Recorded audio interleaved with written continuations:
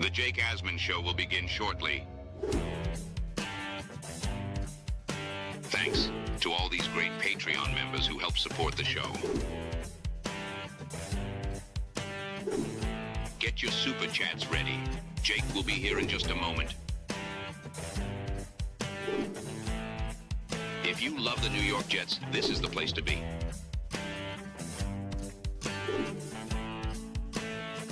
And now, the Jake Asman Show. Mike Tannenbaum has a big take that will piss off most of the Jet fan base. We'll talk about that and much more when Matt O'Leary joins us in his weekly spot. It is the Jake Asman Show live on a Thursday. Let's hit it and get it started. Wish you could have been a Jet, Fernando. Let's see what happens. What's your message to the Jet fans in New York? Jets, Jets. A new chapter for the Jets has started. Aaron Glenn and Darren Muji are tasked with shaping the future of this franchise. Will they be the ones to finally get it right? We will be here for every step of the journey on the Jake Asman Show, breaking down all the storylines, every game, and everything in between. Please subscribe and hit the like button below. Super chats, baby. Cut the line. The Jake Asman Show starts right now. Here we go, Jet fans. Welcome in, everybody. We are presented by FanDuel Sportsbook. Happy Thursday. Happy opening day to all the Met fans out there. Great win by the New York Yankees last night over the Giants to start their season. And for more on the state of the New York Jets, we say hello to the great Matt O'Leary, who joins us now in his weekly spot. Matt, I know you're a Met guy. The Islanders are in the mix of a playoff chase right now. You're going to the game later. A lot happening in New York sports. And, of course, a little less than a month now until the NFL draft. Yeah, it's a busy time. I'm going to be sweating out Mets opening day and then heading over to UBS for a huge one for the Islanders tonight. So busy New York sports day. Always fun, though. Something going on all the time here. Always. There's nothing quite like it. Again, we're having a draft party, Jet fans. If you haven't heard, we'll be in Pittsburgh.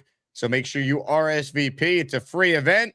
And if you're going to the draft, get your draft tickets. Those are free through the NFL. And our party is free for anyone who's going to be in Pittsburgh for the NFL draft on Thursday, April 23rd. Matt, I'm going to play you some sound from ex-Jets GM Mike Tannenbaum, a guy I know very well, a guy I've debated and argued with for weeks on end during our weekly radio show together on ESPN New York. But Mike has a take, and I'm willing to guess that maybe 70 to 80% of the Jet fan base is going to vehemently disagree. This was Mike T being asked by Field Yates on ESPN if the Jets should take Ty Simpson over Mekhi Lemon at pick 16 in the NFL draft. Absolutely think they should take Ty Simpson at 16 if he's there. Look, they're not going to take him at 2. That's well documented. They have 4 shots on goal, 16 and 3 next year.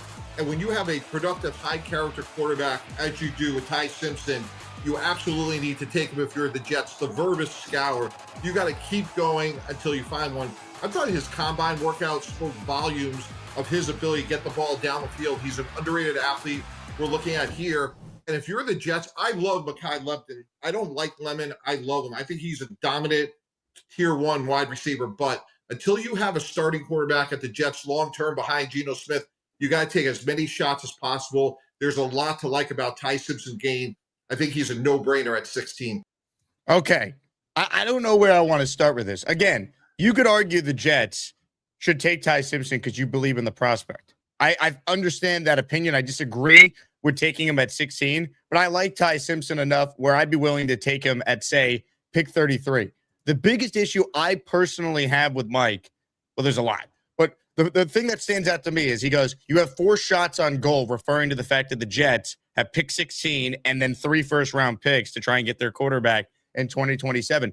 If you're building your team, you can't look at it like, oh, we have 4 first-round picks if we don't count pick 2, which is not going to be on Ty. It's going to be on a defensive player.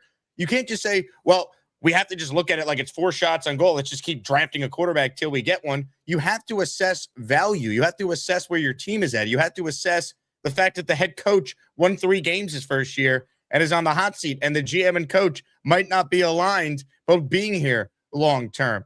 Like, that needs to be factored into the evaluation. And then his reason for taking Simpson is he's productive and high character. Cool. In that case, take Carson Beck, who everyone says is a really good guy and a great leader and teammate. Like, he's productive. Mike, he started 15 games. He didn't even mention that. And this is the same guy that drafted Mark Sanchez, who started roughly the same amount of games as Ty Simpson. The overwhelming history is that guys with this little amount of games started don't end up working out. And then the last thing he said that I'm just like, really? He talked about his combine workout. That's a reason we're going to draft him 16th overall, because he was productive against air. There has to be more to what we saw on the field. If he argued, hey, the first 7 to 8 games on film were so good, I understand it didn't end great for Ty, but I can excuse that away because he was playing through injuries and Alabama had no running game, whatever you want to come up with to try and justify it. That's an argument. But his combine workout, we have 4 shots on goal. He's productive and high character. These can't be the reasons why the Jets take Ty Simpson with the 16th overall pick. Yeah, no, I'm with you on that. I really am. And the part that I'm confused by, so, okay, you say you're going to take him at 16 and you potentially have the 4 shots on goal in the first round with pick 16 and the 3 next year. Are you going to be able to see enough from him this year to decipher whether or not you should take a quarterback next year? Because if they do draft Ty Simpson, I think everyone in the world is assuming Gino's going to start. But even if you get 6 games of Ty Simpson at the end of the year, is that enough where you're confident in going, okay, well, we saw enough, we're not going to draft the guy next year?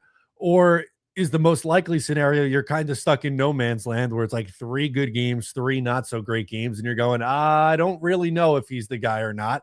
And then what do you do going into the 2027 draft? So I think this is a very different story if we're talking about taking Ty Simpson in the second round, even as high as 33. But they need the pick 16 to be someone who could be an impact player for the reason that you just laid out too at the top of that, which is this regime needs to win games. They had 3 wins last year. If they win 3 games again, they're gone. So they have a massive hole at wide receiver too. If Mekhi Lemon's on the board, I don't know how you're passing up on Mekhi Lemon to take the swing at Ty Simpson there.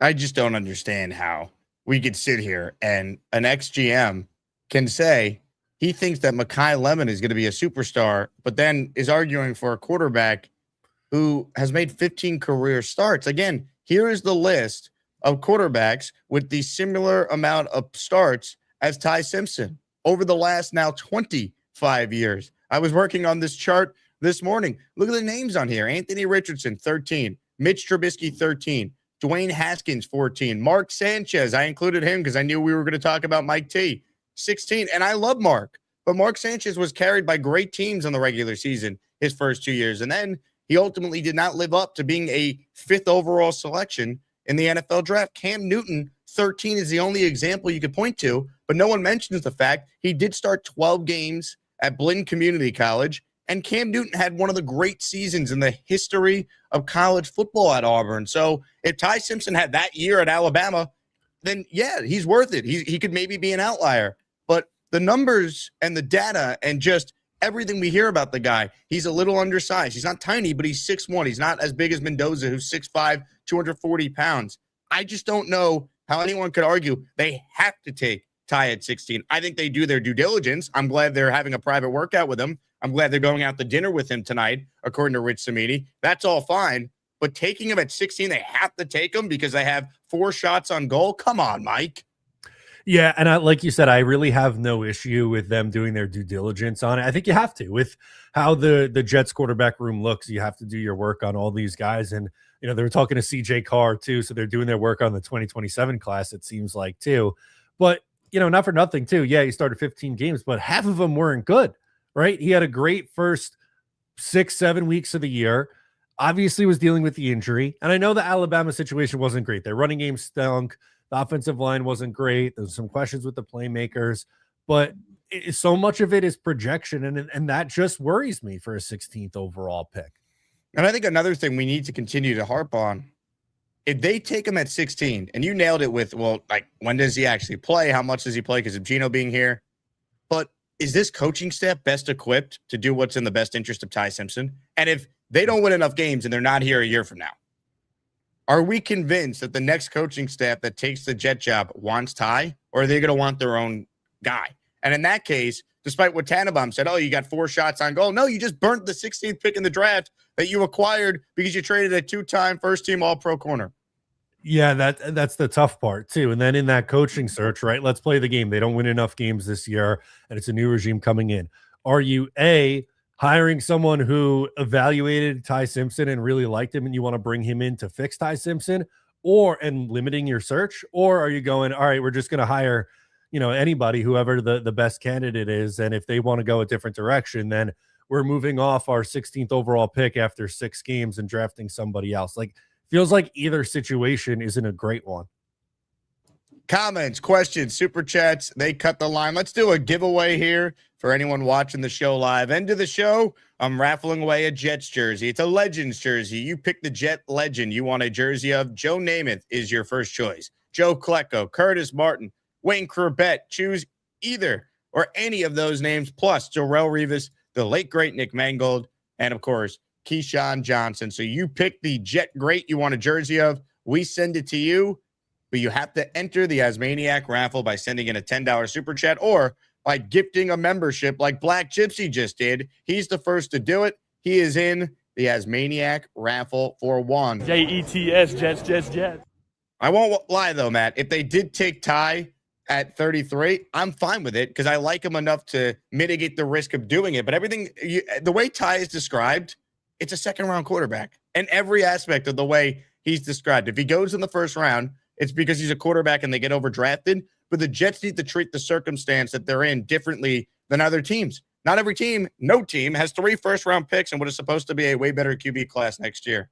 That's right. And it gets into the allocation of resources question. So, okay, you then use a first-round pick on a quarterback this year, and if it doesn't work, a first-round pick on a quarterback next year.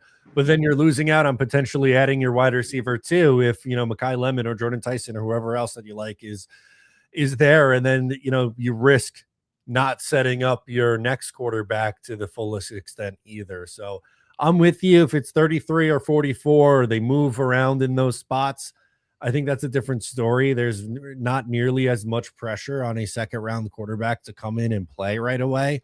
But 16th overall, and too, how this fan base is, the first bad Geno Smith game, they're going to be calling for Ty Simpson. And what if he's not ready? I think most people agree with Ty's evaluation that, he needs to sit because of the lack of starts and continue to learn and develop.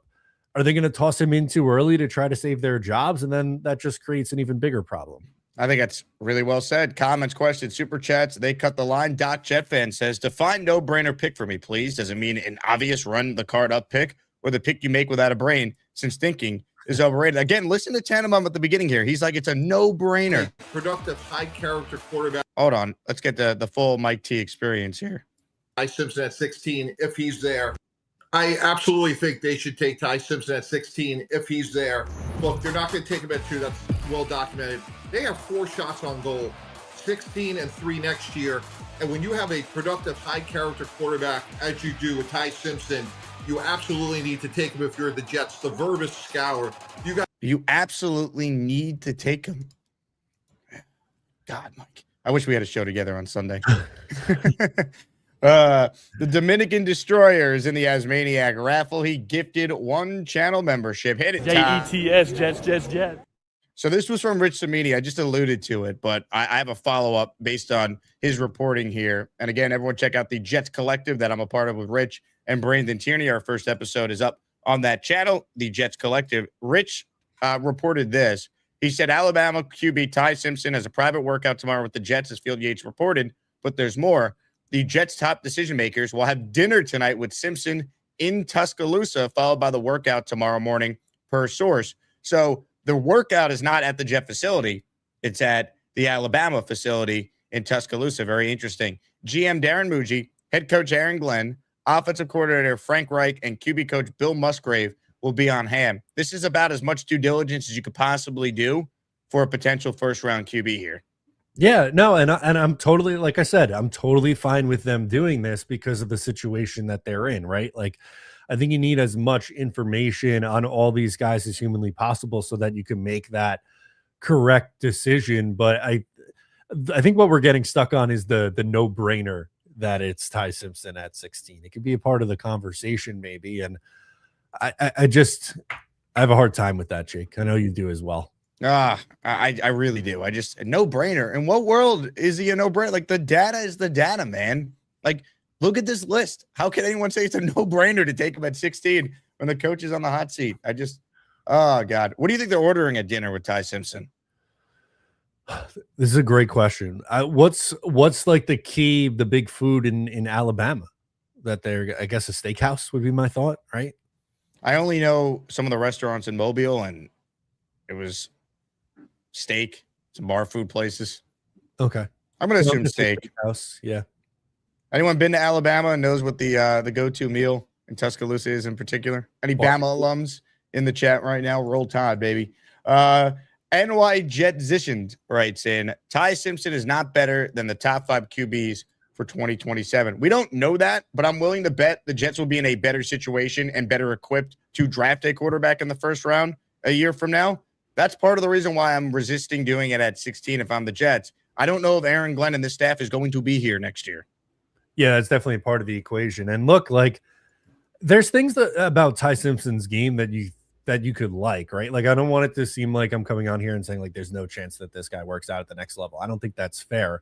But I think the red flags and the concerns, like you talk about the starts, the quality of starts that he had and how he struggled, and you know, it's a debate whether it's on him or the situation. That's too rich for me at pick number 16. And I think for, you know, a lot of people, that's the case. It really depends on how next year goes, because we were talking about the 2026 class as being a strong one. And then it's all guys that we weren't talking about in Fernando Mendoza and Ty Simpson, who are, you know, the most likely to go in the first round. So you never know. But, you know, I think there's going to be quality options for them in round 1 next year. How does Aaron Glenn order his steak? I'd hope either medium rare or medium. Anything over medium is too much. It's a great take. I agree with that. Johnny Boy writes in, happy birthday, Snowball. Also, let's go Mets. If it's actually Snowball's birthday, happy birthday. Happy birthday, Snowball. Leader of Jet says, Jake, they got Arby's in Mobile. They do have Arby's in Mobile. They also have like every other fast food place in Mobile, Alabama when I was there with Dom C and Dylan Terraman for the Senior Bowl. Okay. I hope they could do a little bit better than either a chain restaurant or fast food. I hope they class it up a little bit for the guy. Peter Castro is in the raffle for 2. Whatever Mike T says, the Jets should do the opposite. Well, Mike T is a big reason why Aaron Glenn is the Jet coach. So I understand where you're coming from, Peter. Yeah, this is very true, right? With the whole 33rd team thing. So are we reading too much into it because of the 33rd team connection and the former Jets GM connection? There's a lot here. We know that Tannenbaum can get in Woody's ear. So that's why when he says something, I'm like, oh, God. Not great. Not great. Our weekly raffle prizes on the show, for those just tuning in for the first time this week, this will be on Saturday. Joe Namath sign helmet, Darrelle Revis sign helmet, and a Breece Hall sign helmet. Matt, there was some discourse yesterday about the number 2 pick. There was a drill where Arvell Reese didn't have as much bend as Ruben Bain, and some people on the internet went wild. What's your take on the number 2 pick? What do you want the Jets to do? Yeah, shockingly, I'm still in on Arvell Reese after he didn't have that great workout video. Look, it's a little bit of silly season. I think we get too deep into like combine and pro days. I'm not saying that they don't matter at all. Like there's obviously some context that you could take away from these things, but if you watch him play, I think he's bendy enough. You know, Joe Blewett, who's a great Jets follow, has tweeted out some clips of him in game where he does look more bendy than what he did in that one particular drill. So it's not enough for me to move off of Arvell Reese. I think he's the most versatile player for the Jets, where he can play either linebacker or, you know, rush the passer in certain situations. So just a different player than Ruben Bain. And I know everyone was comparing the 2 clips of Ruben Bain going and then Arvell Reese going, but you know, it was just like 3 weeks ago at the combine or whenever it was that we were making fun of Ruben Bain for having short arms, and now everyone wants Ruben Bain back again because Arvell Reese didn't look good in a drill in shorts. It's just crazy to me. Yeah, I think this is just silly. I mean, if you want to watch Arvell Reese in drills, be my guest. You want to watch number 8 Arvell Reese actually rush the quarterback against dudes in college? There's plenty of highlights of him doing that. He's 20 years old. He is a disruptor. I think he's an amazing athlete. I was listening to Chris Sims breaking him down last night, and he thinks he's going to be just an absolute superstar at the next level. I think Reese should be the pick at 2. I'd understand if they took Bailey, but I think all signs point to Arvell Reese being the guy. They had Carl Dunbar with Aaron Glenn watching the pro day yesterday at Ohio State. I think that's a sign that Reese has a great shot at being the guy. I know they're going to be in Lubbock today watching David Bailey, but I still would bet, and Reese, rightfully so, is the favorite on FanDuel to go number 2 to the Jets. That's how I see it happening. Yeah, that's how I see it happening as well. And, you know, if we can't trust Carl Dunbar to develop a prospect, who can we trust? I think that's one of the better Jets positional coaches. He's had a lot of success with different defensive linemen, you know, in his first run with the Jets, and then obviously going to Pittsburgh after that. So it's not a concern for me. I think they would be able to get the most out of him. Comments, questions, super chats. They cut the line. Matt O'Leary is our guest. We have Asmaniac Madness still coming up. I'll roll this one last play, and then we will set the stage for a little AM 2026. All right, here is where we're at, folks, as we're making our way through each opening round region in the greatest tournament in all of sports, Asmaniac Madness, baby. Here's where the bracket stands. We're almost done with the opening round of the grown-ass man region. And then the round of 32 will get underway on Saturday. It'll be in the top left, Kyle Clifton and Rob the Jet Fan as the first matchup this Saturday for the round of 32. But right now, we're making our way through the grown-ass man region. Gorman has defeated Robert C. The Dream has defeated Sean. V-Man yesterday defeated Jenner J in the morning. Big Cho defeated Jason in Jerusalem in the afternoon, which means the stage is now set for King Lowski and Raven to go head-to-head for the right to move to the round of 32. Your votes determine who advances. Ladies and gentlemen, Asmaniac Madness voting for this morning's matchup is officially underway.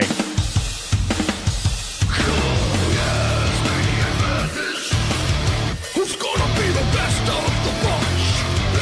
Asmaniac Madness. You get to pick the ones that make the show rock. Vote, vote, vote. Your vote determines the winner. This afternoon, it will be Purple Belt Mike against Jack Straw. So make sure you're a part of Asmaniac Madness by making your voice heard, by voting in the poll each day on the show. Super chats, cut the line. The Uber Assassin writes in. He says, let's go with Aller or Beck in the later round instead. I believe that's their plan if they don't take Ty either at 16, trade back into round 1, or use a second-round pick on him. They're going to draft the quarterback. They didn't last year. They're clearly going to this year. I believe it's just truly a matter of, hey, do we roll the dice on Ty, or are we going to do it on day 3 of the draft? I don't think there's like this, a different second-round quarterback we're not thinking of. Yeah, no, I'm totally with you on that. And Aller and Beck are the two names that I feel like we've talked about the most. They've met with those guys. They've had private workouts with those guys. So that's if they are pivoting away from Ty Simpson or going a different direction. I agree with this comment. I think it would be one of those two. Hit the like button if you guys are just tuning in. Make sure you are subscribed to my channel. Subscribe to Matt O'Leary's channel at Matt O'Leary NY. M123 with a super chat. He says, imagine Ty takes us to the playoffs this year. And in 27, we use 3 picks to build a dynasty. You're welcome. See, this is part of the reason why I'm open to taking him in round 2, because there's enough to like about him where I don't think he's automatically going to be a bust and there's no chance he's going to be awful. But I think that Ty Simpson is a guy that has some issues with potentially just taking him at 16. So if you can't get him, I'll live with it. If you do get him and he gets a chance to play, awesome. We'll worry about that down the line. And it's not because I think the Jets are going to build a dynasty, but yeah, there's something enticing about having 3 first-round picks and maybe not needing a quarterback at the end of the day. Yeah, that obviously makes life pretty easy in 27 because then you could go best player available or focus on other needs outside of quarterback. It's a really big gamble. If it hits, that's great. If it comes up empty though, you're in a big pickle there. So a second round, again, I'm repeating myself, but that's a different story to me. 16 is too rich. But it would be nice if he does hit, and that's the answer. And if they take him at 16, that's obviously what I'm rooting for. Yeah, I mean, look, if they take him at 16, I think every Jet fan will be rooting for Ty. Wonder how that plays itself out, man. That for our jobs, that gives us a lot to talk about, but that really does muddy up the whole like idea of what this season's going to be, because it's no longer just Geno for the year. It's when is Ty going to get in and play? Because he's going to have to play at some point because you have 3 first-round picks in 2027. Yeah, and that's the very tough part, because they need to win games, and if Geno's playing well next year, I think they're just going to ride him, right? Like if they're around 500, you know, you're 6-6 through 12 games. Well, you're not going to turn the keys over to the young quarterback because you're trying to prove that you deserve to stay in 2027. So it's a tough spot, man. If you have a question for Matt O'Leary, write it in. We will bring it up on the screen. We're going to get to your calls as well. So load them up on the Gusbuster Umbrella Hotline. We're presented by FanDuel Sportsbook. It's opening day of the Major League Baseball season. Mets and the Pirates today on Peacock. Freddie Peralta against Paul Skeens is the pitching matchup. You could wager on the game over at FanDuel. How are we feeling about the Mets this season, Matt? A lot of changes to the core, a lot of changes to the coaching staff besides the manager, a lot of pressure to win this year. Your thoughts on the Mets? Yeah, I'm cautiously optimistic about the Mets. I like some of the changes that they made this offseason. I think the pitching staff's a lot better than where it was a year ago with the addition of Peralta. And, you know, I know Skeens is awesome, best pitcher in the major leagues, but hard to pick against the Mets on opening day. With all their flaws, they usually are pretty damn good on opening day. Yeah, the Mets, it's like a dirty little secret. They like always win on opening day. Exactly. So I would ride with my Mets today, money line. Matt O'Leary taking the Mets. Can the Islanders get a win tonight? That's even more important given their playoff battle right now. I was going to say, as much as I love my Mets, I think the Islanders need to win more. So if I could only get one, I would choose the Islanders. But man, oh man, they're in a real tough situation in this playoff race in the East. Nick M cuts the line. Thank you, Nick. He's in the raffle for 2. How do you feel about Risa 2 trading up 16 and 44 for Styles? If he starts to drop, we have our 2 defensive monsters and captains for the future. Any chance this happens? I think given where the Jets are at with how much they need, I'd be a little surprised if they made this type of move. That said, I wouldn't hate it. I really like Sadi Styles a lot. I just don't see the Jets doing this, or I don't necessarily see him falling that far. No, I don't see him getting past the Giants at 5. That feels like a kind of a lock to me. If they were to trade up at 16 and 44, that gets you to, I believe, like somewhere around the 7th pick. I think they would be doing that for Carnell Tate. Like if they really, you know, saw one wide receiver that they liked and just using Tate as the example, and they wanted to go up and ensure that they got that guy, maybe I could see them moving around. But I'd be surprised if they moved up and it was like Reese and Styles, as much fun as that might be for this defense. Comments, questions, super chats. They cut the line. A lot of talk now about Kenyan Sadi as a possible option for the Jets, Matt. What is your take on the Jets potentially using the 16th pick on the Oregon tight end? Yeah, like I know that might be strange to some because you just took Mason Taylor in the 2nd round last year. But for me with Sadiq, I think, you know, yes, he's listed as a tight end, but he plays the majority of his reps in the slot. So I think you'd be drafting him to one, play a lot of 2 tight end sets with Mason Taylor, but it's not like he would be taking away reps from Taylor as an inline tight end. I think he'd be utilized more as a big slot. So, you know, if there was a world where the top 3 wide receivers are gone by the time they get to 16, or they just evaluate and happen to like what Sadiq offers them as a receiving threat, I don't think it should be out of the conversation there at 16. This is like a Harold Fannin Jr. type of player after he had a great year with Cleveland last year. Some numbers on Sadiq. PFF had him at a 66.3 run blocking grade in 2025, placing him in the 83rd percentile. So, like, there's this notion he's not a good blocker. He's way better than he's given credit for. I also was reading Connor Long's article breaking down Sadiq as a possibility, and you're spot on. Sadiq had 51 receptions this past year, and he had 560 receiving yards and 8 touchdowns, which led FBS tight ends. So this was really like his first year that he was a true starter and was an impact player. And you're right, he lines up as a big slot more than he actually lines up in line. He lined up in the slot for 331 snaps. He lined up in line at 314. So look, if you're telling me he's like a Harold Fannin Jr. type of player, if you could do a redraft, Fannin wouldn't go in the 3rd round. So I'm open to it. I still prefer the more traditional receiver if they can get one at 16. But I won't lie, the Jordan Tyson injury concerns are real for me. I totally agree with you, man. That's a big risk because he's missed time in 3 of his seasons in where's Arizona or Arizona State. I always mix up which one of the two. Arizona State. Yeah, thank you. But point still stands. Like he's missed time in 3 of those years, and that's also a red flag for me. I know it doesn't always mean if you're injured in college that it translates to the NFL, but I don't know. That's a big gamble for a team that usually struggles with injuries. Hit the like button if you're just tuning in. Let's get to some of your calls now, shall we? The Gusbuster Umbrella Hotline is the place to be. And first up today is a man who's a big fan of Matt O'Leary, but that wasn't always the case. Well, I need to find Matt O'Leary. He's supposed to come on my show. I want his Oh, yeah, you gotta bring up that thing. Stop. Hey, Bobby. Bob. Hey, how you doing, Matt and Jake? How you doing, guys? Bobby Midnight's Potato Internet. He'll hear this in about 10 seconds.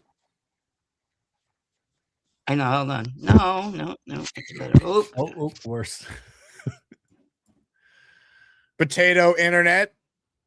Now you're just rubbing your dirty fingers on your camera lens, making it dirtier. It's not your camera that's the problem. Now your camera's the problem, Bob, but it's your actual Wi-Fi connection.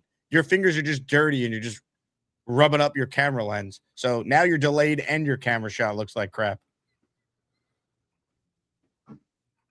Now you muted yourself. This is a tremendous call. Bobby, call back when you figure it out. Oh no! What a call. Fantastic. Wouldn't expect it any other way. More of your calls right now. Leader of Jets is on the line, and he's going by a new name. Hello, Leader. JK, I think I'm muted. Why does this always happen when I'm in here? I hear you. You don't hear us? Give me one moment. Oh, God. What a start to the callers today. Audio. Default. One of those days, folks. How about now? Yes. Hello. I hear you. And he's gone. No. All right. When in doubt, we always go to old reliable. Good afternoon. I'd like 1 bag of dicks, please. Thank you very much. All right, I got my bag of dicks. Let's go. Beast. A Met fan, Beast. Attaboy, Beast. Hey, Beast. well, Matt, you, me, and Connor, we're the Met boys. Gotta love the Mets. Love the Mets. Hey. Yeah, you know what we're doing today? Hey, Gator, can you please sponsor some Price is Right bingo for us? Please. Come on. Bingo is good for everybody. It's a good game. Hey, you might as well, come on. Let's sponsor the Price is Right bingo. Hey, everybody plays it. Let's play it all together. Come on. Hey, Beast, do you even know the Mets song? Sing Meet the Mets. Oh, I gotta redo it again. I'll get back. Get back. Let me get back. All right, you go study the tape. I'll come back to you on opening day. I need you to sing Meet the Mets. Come on. Go look it up, all right? Great. Yeah. When you got to fart, you got to fart. You just ripped ass. You're no better than Gorman. At least I'm 10 times sexier than Gorman. That's a goddamn team. What a show. All right, let's try and get an actual call that won't suck. Ladies and gentlemen, on the Gusbuster Umbrella Hotline is a man currently competing in Asmaniac Madness. A year ago, he went all the way to the final against Mr. Bonesy. This year, King Loski's a 6 seed, and he's off to a great start. He's up 78-22, and now he's the next caller on the Gusbuster Umbrella Hotline.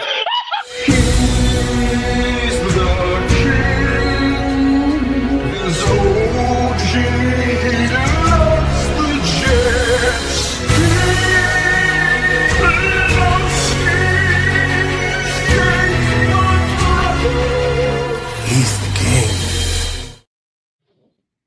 Yeah, Jake, my brother, Matt O'Leary, my brother, Matt O'Leary, my brother. Oh, it's such a joyous occasion when I get to talk to my 2 favorite Jet content creators, baby. Let me just say this, man. Shout out to the Asmaniac. Shout out to you, baby. I missed you guys. I missed all my 4%ers. Shout out to the ladies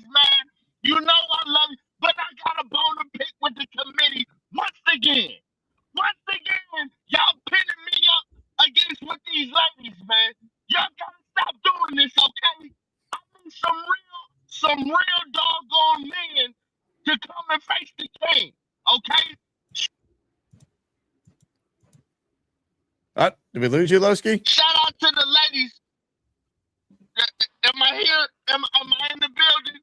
Can y'all hear me? Your audio is a little low, King. It's something up. It's not as loud as normal, which might be good for some people's ears. It's not as loud as normal. Yeah, call right back, King. We'll get you back on. I think it could be a connection issue. But I love that King Lowski is back and passionate, man. We missed that. The Jet season, I thought, really killed him. Yeah, King Lowski is one of the best, man. Just so much passion as a Jets fan from King Lowski. Ladies and gentlemen, Bobby Midnight is called back in. Will it work? Who knows? Hi, everybody. This is Bob from Vermont. I am Bob, of course. Bob? Hello. Hey, Bobby. Potato Am I back? Internet. I'm here, right? Hey, Bob, in 60 seconds when you hear this, I want you to know I like your Yankee hat. I'm back. Am I? Maybe I can get a sponsor. Thank you. I can sponsor the Bobby Midnight delay. I got to try going on the other one. Right? Hi, everybody. This is Bob from Vermont. I am Bob, of course. All right, keep it rolling. One of these will work. King Lowski's next. Hello, King. Am I back? Yes. Are we back in business? Okay. All right. Like I said, baby, shout out to the Asmaniacs. Shout out to the 4%ers.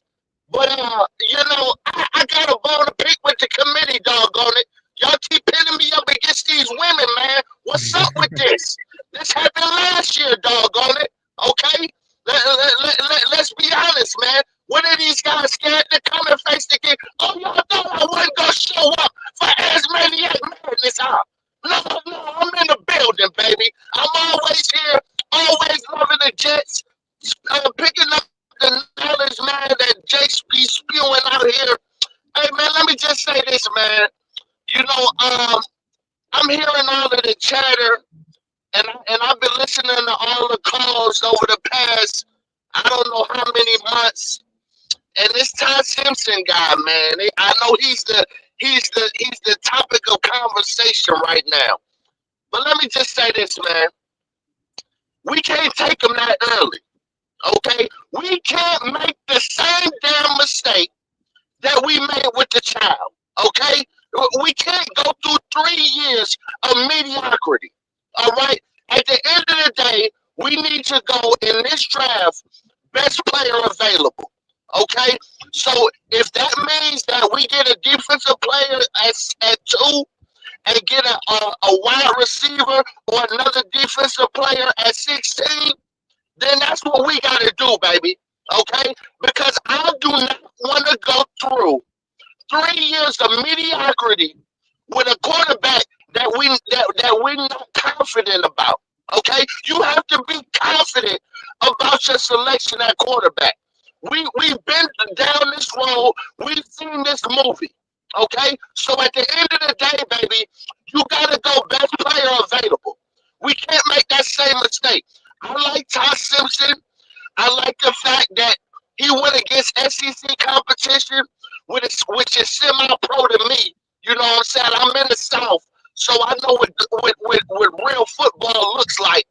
You know what I'm saying? So we at the quarterback position, we cannot make a mistake. Okay? So if you're not confident about the quarterback, you can't pick him. All right? This regime, like I told y'all last year, okay, this regime is to blame. Okay? It's not the players, it's not the lack of talent. It's the coaching staff has to get it right. Okay? Glenn, I wouldn't have wanted him back, and Jake, you know my feelings about it, but this is what we have. So he has to get it right. Okay? We don't have time for the mediocrity. And I'm not saying that we're gonna go on this historic run and go to the Super Bowl and all of this, but I at least want to be competitive, man. Okay? 8-9 games is where I'm at with it. That's where we have to be to say, okay, we can be a legitimate team. Okay? We getting all of these guys in on the defensive side of the ball. You want to say your superpower is calling plays, which you should have been doing, damn it, last year, okay? Calling damn defensive plays, knowing damn well Wilkes didn't cut it, okay? So if this is your superpower, son, then you get your ass on that field and call plays like you know how to, okay? And I don't really believe in that because Detroit was mediocre when you was there, okay? So, hey, we getting all of these players in on the defensive side of the ball. I see a lot of good signings, okay? DeMario Davis and these guys. But, hey, man, you got to be able to coach it up, put it together, and put a reliable product on the field, okay? So, hey, man, that's my thoughts of it. Hey, man, I love y'all, the Asmaniacs. Hey, man, vote for me, man. I love it how the tournament is going this year. Hey, y'all know I love y'all, man. But stop pinning me against these women. Snowball, Johnny, whoever's on the doggone committee next time, okay? Stop putting me against these women, man. Y'all know I love my women, all right? And at the end of the day, baby, you already know I love my JTF.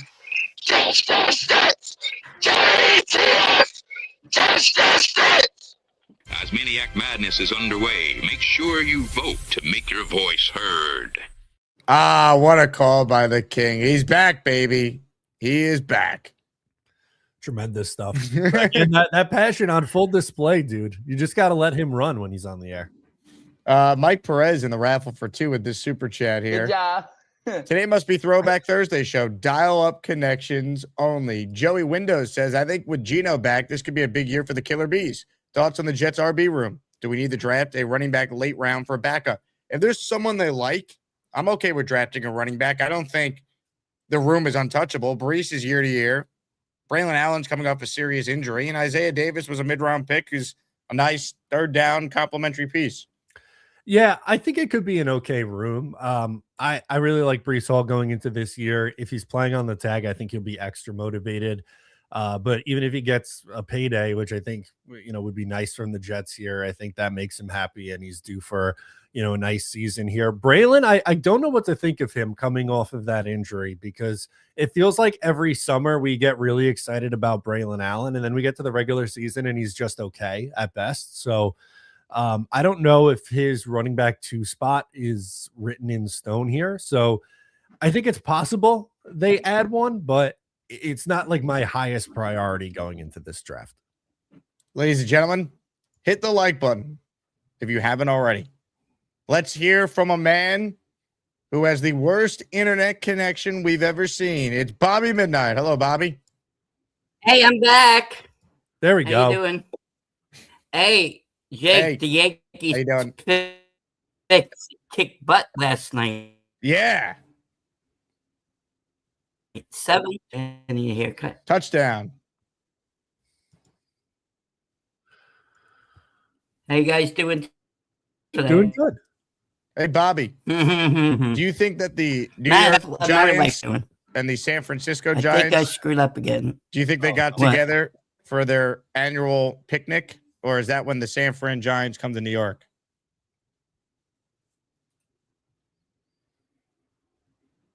You don't say. Oh, Jake. Oh, no. Ladies and gentlemen, the worst internet connection to ever live. Bobby Can you hear Midnight me? from this day forward is now Bobby Dial Up. Yes, that's you. Hi, everybody. This is Bob from Vermont. I am Bob, of course. Just a spectacular day on the phones. More of your calls right now. Doug on the bed is next. Hello, Doug. I swear my internet's not shitty. There we go. How you guys doing? For the betting people, Paul Skeens over 15.5 outs. Okay. Sorry, I think he's gonna kind of. What are the odds on that? I don't have them up. I think they're like minus 103, minus 104. I like that. I see him pitching well. Yeah, I'm on the don't take Ty Simpson train. Don't think it's worth it. Just don't see it. Don't see it. Like I'm with you in the less than 15 starts. I know he started in the SEC, and before he got hurt, he was looking good. It just smoke season right now, and people are just making shit up. Sorry for the language for the kids watching, but they should be in school, so there shouldn't be kids watching anyway right now. But I just think it's just smoke screen. The Jets are going to take the best player available. I do think there is something to be seen of them maybe moving up from 16 or moving back from 16. So I just don't really. That some guy in the private chat put who was Simpson's wide receiver 1. This year was supposed to be Ryan Williams, but he got hurt, and then it was Bernard, who's projected to be a second-round pick. I do watch college ball, so don't come in. Ooh, Doug, yeah, and that's not just any guy who asked you that. That's leader of Jets, who is the biggest Ty Simpson simp we've ever seen in this region. Yeah, I watch all the ball. So, but back to what I was saying, I just don't see it. 16 starts in the SEC. I don't think you should take quarterback this year unless it's like a late round flyer. 4th round, the guy who put the running back, I think running back's a guy you can take in the late rounds and they'll make a roster because it's just the way the NFL is. Late round running backs are easier to find than other positions.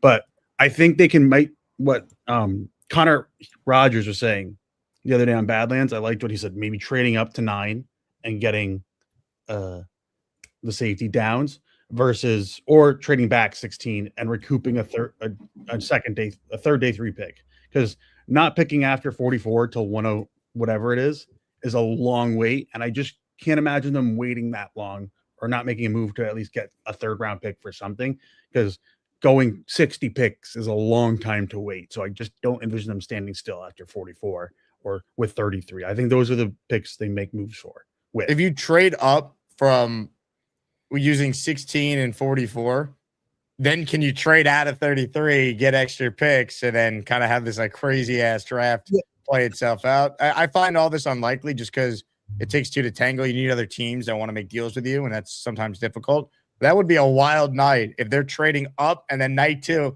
they're trading back and then they're acquiring extra picks to make more deals. Yeah, I would just be shocked if they do pick at both 33 and 44. I'll say that at the least. Because, again, it's just so long to wait. Because, there could be a guy in the 3rd round. It's like, man, we didn't think he'd fall this far. And then you can do because just waiting 60 picks is just when you need so many players is not a great idea. So I think it's more likely 33 is moved than 44, because I just think that's more valuable and you can get more for it. Matt, would you trade up for a particular player? Probably not. I think I am 2-16, trade back from 33, have 2 seconds, pick up a 3rd round pick. I think that would be my preferred approach. If they were to do it, I would do it for a receiver. Like if they like to try to get their number 1 receiver, like 16 and 44 to get up to somewhere around 7 and take Carnell Tate. If they were to do that and then move down from 33, that maybe is the only scenario that I could see. Yeah, and I'm more on the take Kenyan Sadi train over some of the receivers because he was so good at Oregon, and I think you see it with the way modern NFLs are going back. They're going back to more of the 12 personnel. So having Lauren, I can't remember names right now. I'm not a big morning guy. Having our tight end who dressed 2nd round last year. Why I can't Mason Taylor. Thank you. I was confusing Lawrence Taylor for some reason. Mason Taylor and then Sadiq. I think that's the way the NFL is going back to. So to get 12 personnel, and you said it with Tyson, I'm worried about the injuries. I think Tate will be gone. I think Lemon will be gone. And then it's between Tyson and Sadiq. I'd rather take Sadiq. Okay. Doug, how's the bed? It's good. The old couch has been thrown out, destroyed, because I was in an old apartment. So, and I moved out of that apartment and we had to get it out because people needed to move in. They didn't want any of the furniture. That was a pain in the ass taking apart that old couch. But yeah, it was murdered and it is now long since trash. Have you ever dealt with bed bugs like Beast has? No, because I wash my sheets. I don't imagine Beast has ever put anything in laundry. So that is a strong take. Probably accurate. Doug, thanks for the time. Have a good one, guys. Beast, have you ever washed anything? Beast? Beast? Guess he's not there. He's taking a Renzo. That means he's taking a dump. Okay. Renzo. It's okay. We can wait. In the meantime, let's go back to Potato Internet McGee. Hello, Bobby. See? Hey, how you doing? Is this better? The delay. Is this better? Fifth time's the charm. Are you hearing me? Hey, Bobby, I'm in Are the you future hearing me? right now because you won't hear this for another 10 seconds. Is that better now, guys, or what? I love you guys. I'm sorry. I gotta fix this internet. Heather Ryan, I love you. I love you, Jake. You know, it's being an ass today. I'm sorry.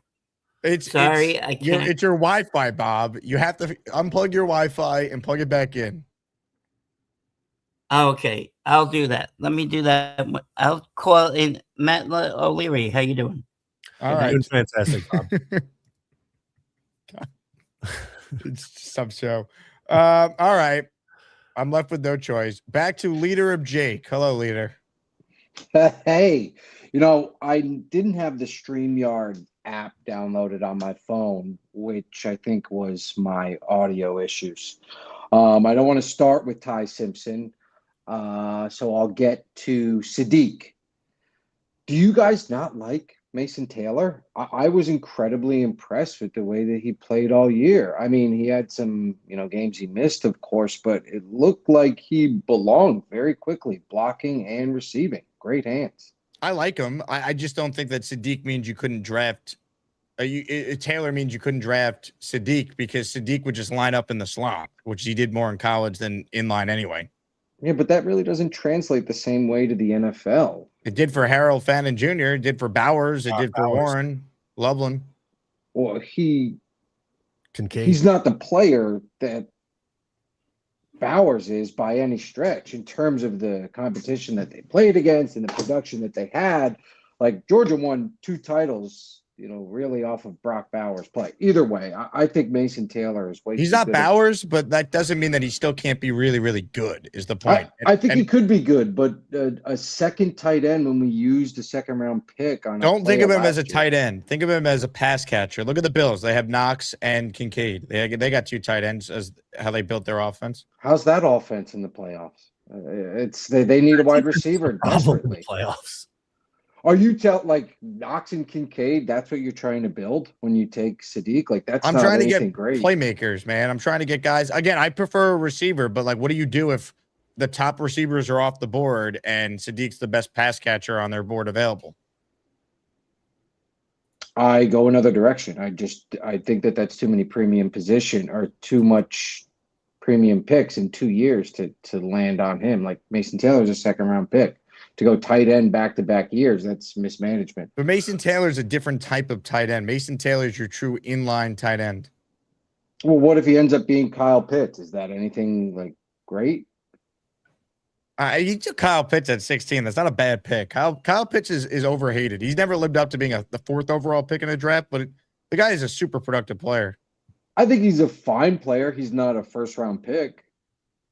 Again, they just need guys who can make plays and add skill to their team. They don't have enough pass catchers right now. And look at the going rate for receivers in free agency. Like you almost have to overdraft skill players that you think could help you score points earlier than ever because of the money going to receivers now. Look at Alec Pierce making $29 million a year. Listen, I'm with you. I want a wide receiver. I would rather take the guard at 16 than reach on Sadiq. No, I don't want to say reach on Sadiq because I think he's a very good player. It's just not the right landing spot for us. It'd be kind of funky to, not have a wide receiver 2 in the mix, but have 2, tight end once. I'd much rather maybe trade up from 16 for one of the wide receivers if you're worried. I think Carnell Tate's going to be a superstar. Tyson, if he can stay healthy, is as close to Jamar Chase as I've seen. The more tape that I see on Lemon, kind of out. He seems kind of slow. I don't know why he gets compared to Amon-Ra. Like Amon-Ra, that was the knock on Amon-Ra. That's why he fell to the 4th round. That he was slow. I think he's also like 5'11". It's undersized more than anything. Like Amon-Ra was, really quick in and out of cuts. Yards after catch sort of player. That's just I don't get that from Mekhi Lemon. We'll see. He's a very, very crisp route runner. But I would say he's closer to Keenan Allen, but he doesn't have the size. Well, I'll tell you what. you're saying a lot, leader of Jets, and it's amazing. You are very, very polarizing to a point where people pay serious coin to They get didn't you do it off again. the show. They didn't do it again. Ladies and gentlemen, not only did it happen again, all right, not only did this happen, leader of Jets, and Leader you're of going by Jake. you're leader of Jets, but this happened from a very specific person. Peacebreaker has written in, dump this chump. He has paid a $50 bounty to bounty leader of Jake. Goodbye, leader of Jake. Your day is over. Now look what you've done. No more protection from the Asmaniacs. Had to pull you out of the chat and cast you down with the sodomites. Some time in here will feel like you've been run over by the lane train. You understand me? You catch my drift? Give them another 24 hours to think about it.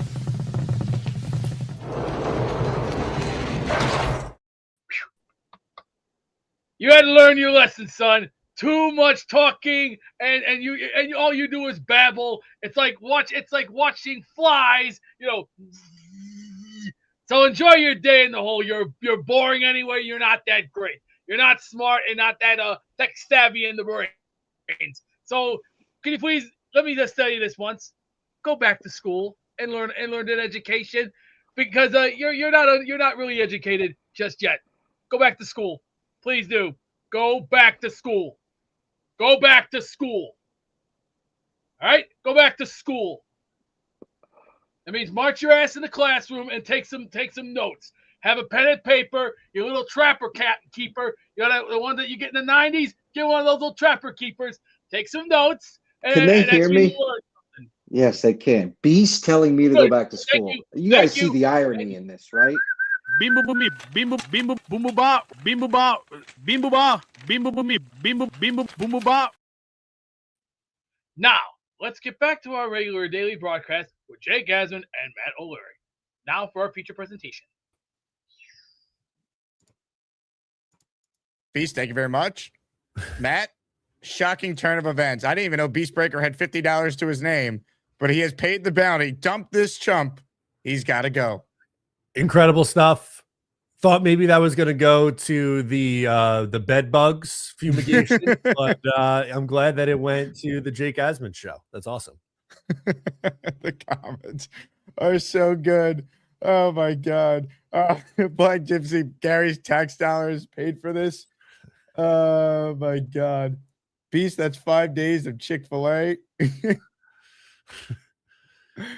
Beast telling someone else that they babble. Someone Venmo Beast back $50. Rick Kett says someone sent him this money. Dave Beast used better judgment. King Lowski, who knew Buddy had $50? Thunderlips, that's groceries, brah. Unbelievable. I had never thought I'd see the day. Matt, you were a part of an all-time show. Well done. Tremendous. I love my appearances on the Jake Asman show. Another great one in the books. Enjoy the Islander game, and good luck to your Mets today. Thank you. Have a good rest of your show. Ladies and gentlemen, Matt O'Leary with us. Beast, where did you get this money from? Use this thing called a head. You don't use your head, you're not achieving nothing. See, there's achievers, and then there's the non-achievers. Achievers, they learn to use their head. The non-achievers, the ones that don't believe in God, they don't know what they're talking about because they got their head so far up their culo because they're going, oh, what's that?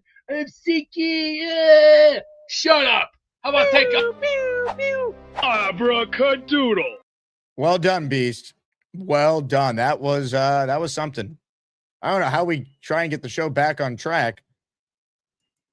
Maybe we go to a guy who's got great internet connection. Bobby Midnight's with us. Hello, am I better now? Oh, yeah, Bob. I think like you said to do, reset everything, so I did. Yeah, you reset the router. Yes, that was a very good idea, Jake. You're smart. You're very, what's that called? Intelligent. Computer. Yeah, Handsome? that's true.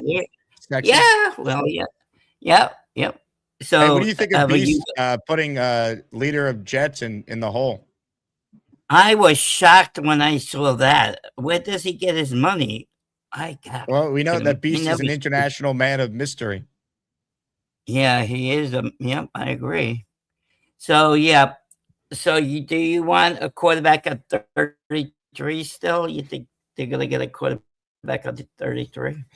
I would take Ty Simpson at 33 potentially. I would be open to it depending on who else is there. Yeah. I would not take him at 16.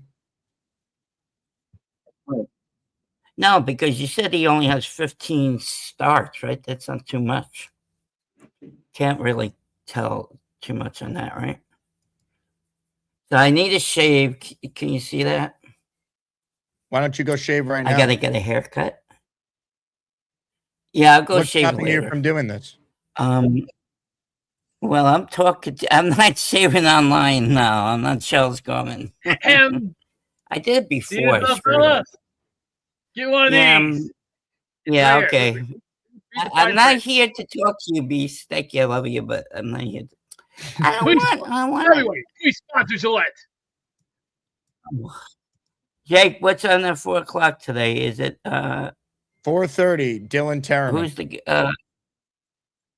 all right, you're cool. Yeah, the cool kid. I like him. I could call him a kid. I'm almost 50. I'm gonna be 58 this year, Jake. You know, and then my Dylan's daughter's older than gonna me. be 20. Yeah, but I call you kid, and he's a kid. No, I'm just I'm saying. a lot older than you, Jake. How old are you? No, you're I'm not. 58 coming. Yeah. Hey, gonna what be does I hear about you 50 in having August, sexy yeah. underwear, by the way? A little birdie told me you have sexy underwear. What Oh is it? yeah. Well, I don't like tidy whitey, so Nick gave me some sexy undies. Yeah. Nick Shine bought you sexy undies? Yeah. You Well, dog. remember the thing? I know, but remember the thing that he, that he did last year for me? He owed me money, so he wants to buy me clothes. He brought me some Tupperware, not Tupperware, but NY pots, Jet some Sparta says, Bobby, pans, you yeah. need some vitamin D. Well, I got vitamin D. Why do I tell me why I need vitamin D for? Why? You're very pale. You got to What get is some he saying sunshine. that for? Oh yeah, I do. Well, if you're in the house all winter, what are you gonna do? You can't. You got to move and I groove. can't even Maybe walk on my foot. Trust me. apparently I they're know. I'm boxer gonna do briefs, that. and I'm you gonna call ask them my sexy doctor. undies. Okay, that's what I call them. I As don't one they. pale Well, guy I to rather another, wear Bob, them. you got to than get to- outside. You got to get some sun. I know. I do. Well, when my doctor, I talked to him tomorrow, Dr. Lacani. The physical therapist asks, how far can I walk? So that's what I'm going to do. She wants to take me outside for walking. So we'll ask him tomorrow. All right. Then I can wear your probably get sexy some underwear, sun. all right? Yeah. We'll talk to you soon, Bob. All right, I got more people on hold here. Let me get caught up in the super chat. Joe the Jet writes in, Frankie V is the biggest resater. Oh my God, the guy hasn't stepped on an NFL field, and he's calling him a bust. I saw Joe Blowett went at it with Frankie on Twitter. I haven't had a chance to read the whole thing because I've been on the air. But yeah, Frankie V despises Arvell Reese, and I don't get it. I don't understand. Doesn't make sense to me. Knowledge the Jedi is next on the show. Hello, Knowledge. Hey, how you doing, Jake? What's up, Knowledge? Not much. I'm totally against this year drafting a QB in the first 2 rounds. Like, I'm not all in on Ty Simpson. Like, I get he's intelligent. He's the second quarterback on the board, but 15 games is too much of a prediction of hoping for an upside, because that's too small of a sample size. And I don't know, when he went against tougher teams, he kind of struggled to win the game. I know he didn't have a lot lot of help because I Knowledge, I'm losing you. Try and call back. Your line was a little choppy. More of your calls right now. Thunder Lips is next. What's up, Lips? Good morning. How you doing, buddy? What's up, man? Hey, I tried calling the other day. I just wanted to tell you, watched the show live, and it was really awesome. The hour went by so fast, and you kind of mediated everything and took charge. And it was good to see, BT had a different opinion, and it was everything meshed really well. I had a good vibe. Thank you, man. I'm glad you liked it. I think it's gonna be a fun show. I thought for a first episode, it was a really good start. Yeah, you guys have good chemistry together. But whose idea was it to do this? Like, how did it materialize? Was it like Rich coming on the show, then afterwards you saying like, "Hey, we work well together," or was it your idea? So, I've known Rich a while, and I had him on my radio show every Sunday that I would do with Mike Tannenbaum on ESPN. So just getting to know Rich even more through that. And then I've known BT just from being in radio. He obviously was available because of what happened with WFAN. And I knew he was a big Jet fan. We got great feedback the time I had him on a couple months back. So the company that puts it together is a company called Hog Media. They form these collectives with different teams all around. And I knew the people that are on the Texans collective. It's my old radio host, and my friend Bobby's on the Ravens collective. So I knew they were trying to start a Jet one. So they reached out and they asked me, "Hey, who would you want to work with?" And Rich was like the most obvious one because they want someone who's like, they want different like blends of people, like YouTuber, radio people, and then like an insider, a journalist, someone like that. And I know Rich is not on YouTube at all. So I was like, well, Rich would be perfect for this if ESPN gives him approval. Once we got that, we were trying to think of who would be like the good third person. And I could have said like any like Jet content creator, but I feel like there's an overlap of the audience. So someone like BT I thought would be perfect because he's bringing that FAN radio audience with him that followed him when he started his channel. And I thought it'd be a good blend. So I'm glad you liked it because that was the exact goal. Yeah, it was awesome. The only gripe I had was that his head was so shiny. It was like looking into an eclipse. I don't know if it was like he just greased that shit up or his light, but you got to tell him that it's, that's all I was looking at basically the whole time. So, well, it's funny because he told me off air that he ordered like the backdrop, but they screwed it up. They made it like matte and it was supposed to be clear. So they had to send him a new one. So now there's like a glare a little bit because of that. And he's bald. So then you get the extra glare. So that will be fixed. He told me in the coming weeks he's trying to get that situated. Well, awesome, bro. Bobby that was just on, what Nick Shine's doing, that's what Puff Daddy tried doing with 50 cents, buying him clothes and taking him out shopping and shit. So be careful. Looks like Nick's your girlfriend, but I'll let you go, bro. You have a good one. Thunderlips, you're the man. Thanks for your service as always. Check out the Jet Collective. I'm glad you guys enjoyed it. We have over 2,000 subscribers already, which is awesome. We just need to now get a certain amount of public watch minutes. It's 4,000. And then we'll be able to monetize the channel. You guys can send super chats. We'll come up with some sort of membership for people. It'll be fun. It'll be every week, most likely Tuesday. I'll confirm that. Right now, we're kind of on the schedule around BT because he's traveling with St. John's, who are playing in the Sweet 16 tomorrow night in DC against Duke. But I thought the first episode was a lot of fun. It's on Spotify now, too. I tweeted about this. I haven't said it on the show yet. But the Jets Collective is now a podcast on Spotify and Apple. So you could seek it out that way as well. And I see people are laughing at the name Hog Media. So they actually changed their name from Hog Media to HMA. But the original name was Hog Media, so I still call it Hog Media. We love hogs around here, baby. Spencer Green writes in, Jake, what's the giveaway today, and how much does it take with Big Fella's Venmo to send this clown beast to the hole? Wow. You're going to send Beast to the hole after he put leader of Jets in the hole, Spencer Green? You love being the heel, don't you? It's the standard bounty of $50. But I'm shocked you want to put Beast in the hole. Veteran Jet fan says, Jake and Samini is a Jets fanboy and the Jets hopium crowd's worst nightmare. No BS fan service takes. I think Brandon's like that too. Like, him and I are both diehard Jet fans, but we're honest. And sometimes people don't like that, but like you could find shows that are positive all the time. Like this team went 3-14 last year. We could be honest about what we watched. And if the Jets earn the benefit of the doubt, I'll give it to them. Like, have I screamed and yelled about them getting rid of Nick Folk? I don't love it, but I'm willing to give Chris Banjo the benefit of the doubt because he did his job better than anyone on the staff last year. So they found Austin McNamara out of nowhere when I, hand up, didn't like them getting rid of Thomas Morstead. They proved me and many wrong. So I'll acknowledge when I'm wrong, and I'll give the Jets the benefit of the doubt when it's earned. But they haven't earned that. That's always been my point. Black Gypsy says, let's put Spencer in the hole and have Beast pee out the window on him. LOL. Daniel Beware down in Mexico says, come on, Spencer. Don't do it to Beast. He's the MVP this morning. Ladies and gentlemen, a message from Beastbreaker. I'm just a little grouchy today. I didn't get much sleep. Almost fell off the bed, almost hurt my asshole this morning. Beast, what's your message to Spencer Green? Come in, bring your big ass in here and fight me. If you can't fight, then get out of here. I'll read my bills. Hey, big fella sent me a Venmo that I'm going to reroute to you. Make sure you thank him. I heard. Yeah, I'm also reading all this. The fun. How about you say thank you to big fella? Big fella.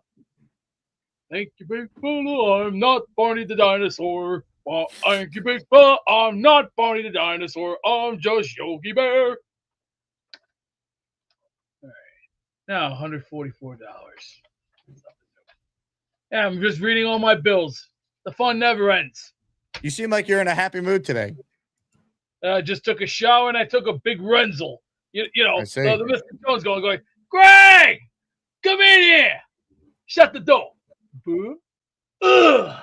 Now, your mama told me what happened to you yesterday. What? That was now, stupid. Why do you struggle saying the word thank you to a friend who's supporting you? Now I'm just doing it for comedy. Plus, I was actually going to get my best part going. Now, your mama Just told me say, what happened to you thanks, yesterday. big fella. You're the man. He is the man because he's bigger than me. He's taller than me. He's stronger than me. And plus, I look like a midget next to him. I'm like, what, 5 something? He's 6 something. He'd probably roll me up in a bowling ball and Breaking sports news on the Jake Asman Show. All right, open phone lines for anyone who wants in on the conversation. We have a David T call coming up, but I do have some breaking news to hit on. So a lot of people are speculating on who leader of Jets is. Where has he come from with his horrendous takes? This was just sent to me. I think we know who leader of Jets is. We now know that leader of Jets is Allen. Allen alert, fraud alert, curmudgeon alert, Allen alert. Nobody likes this shitbag. Thank you to Addison Martinez, host of the highly acclaimed Addy Show, for sending me this information. Unbelievable. Now it makes sense why Allen has stopped calling the show.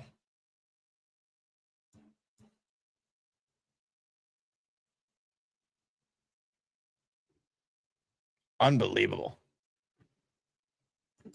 All right. More of your outstanding calls right now. Appreciate everyone here. Make sure you hit the like button, subscribe to the channel. Giveaway at the end of the show is for a Jets jersey. You pick the Jet you want the jersey in. Namath, Klecko, Martin, Krebet, Revis, Mangold, Keyshawn Johnson. I also just got a text I see from Joe Blewett. He won a Wayne Krebet signed helmet on the show. Joe was on the show on Tuesday. He won the prize. And shout out to the seller on eBay I bought this helmet from. The prize has already arrived inside the home of Joe Blewett. But this was the Green Lantern signed Krebet helmet that Joe Blewett won in the raffle on Tuesday. As soon as it loads, I'll pull it up on the screen. Please load. It's slow. I thought this would be quicker. It's not loading. Why won't it load? As this is loading here, let me quickly play something that will make sense for those who saw it and will not make sense for those who didn't see it. And I want to say thanks to Mr. Jerusalem. Congratulations to Big Cho on advancing to the next round. Here's the helmet, by the way, that the great Joe Blewett won on the show on Tuesday. Can't believe it's already there. Sweet. Comments, questions, super chats, they cut the line. Let's say hello right now to a man who will take us up close and personal and give his take on everything going on with the New York Jets. I got my eye on you. Checkmate me, full screen.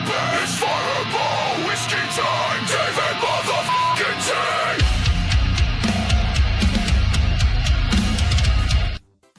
Hi, Jake. David T, everybody. Hey, Keith makes a great I love him. What'd you say, David? Your audio was muffled. Oh, Beast makes a great Yogi Bear. Oh, yeah. I love Yogi Bear. He's lovable like Yogi Bear.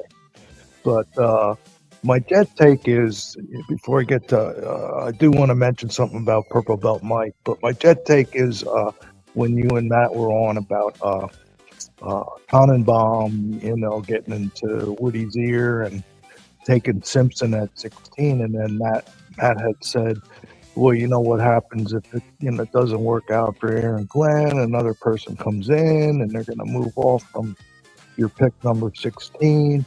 I mean, there's a wasted pick where you could get a bona fide starter this year, So that's what I'm a little weary or leery of myself.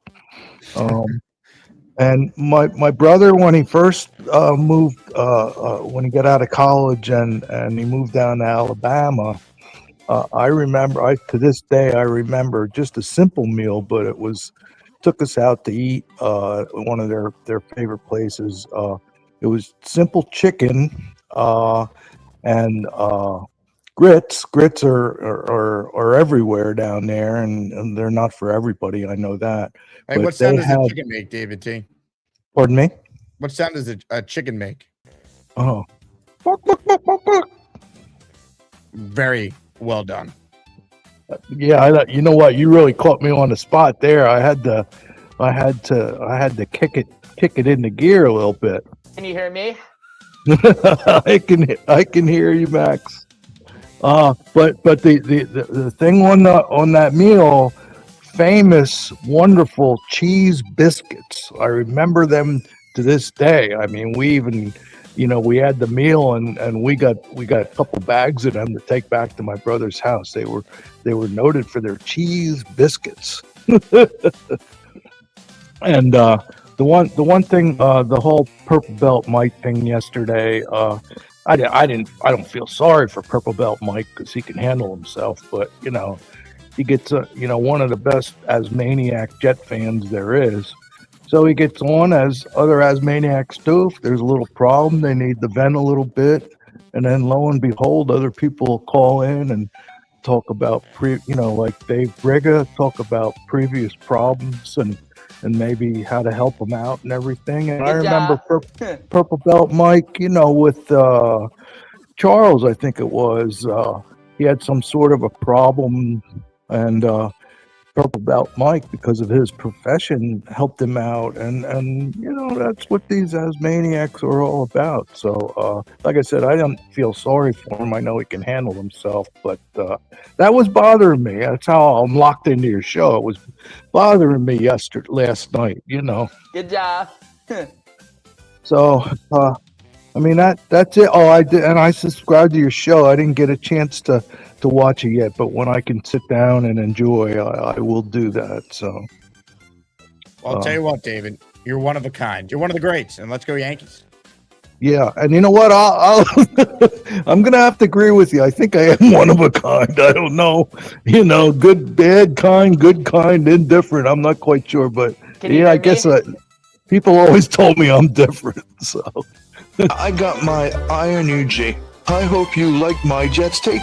They call me David T. It's not easy for me to see, but if you bring me full stream, you might like what I had to say. I'll need to get real damn close, cause my vision is dog shit. And now, back to our feature presentation. Right.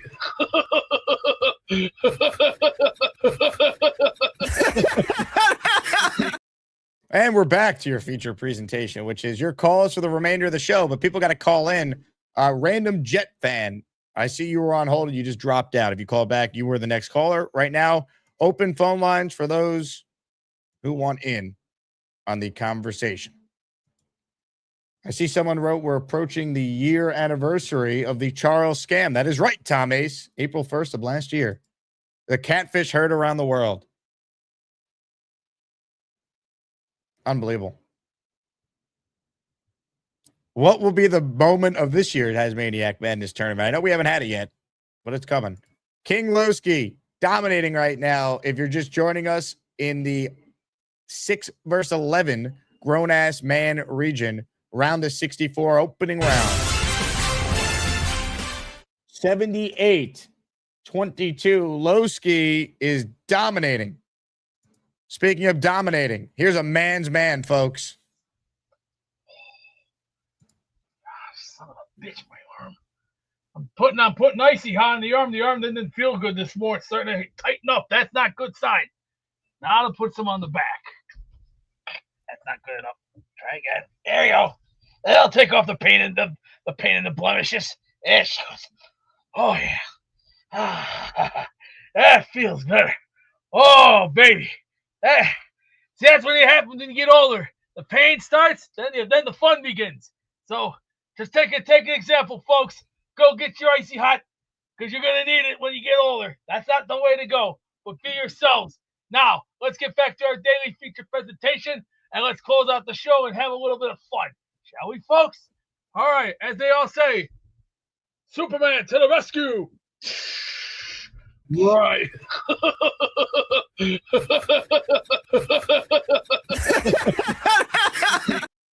Now that is a sexy man's man, folks.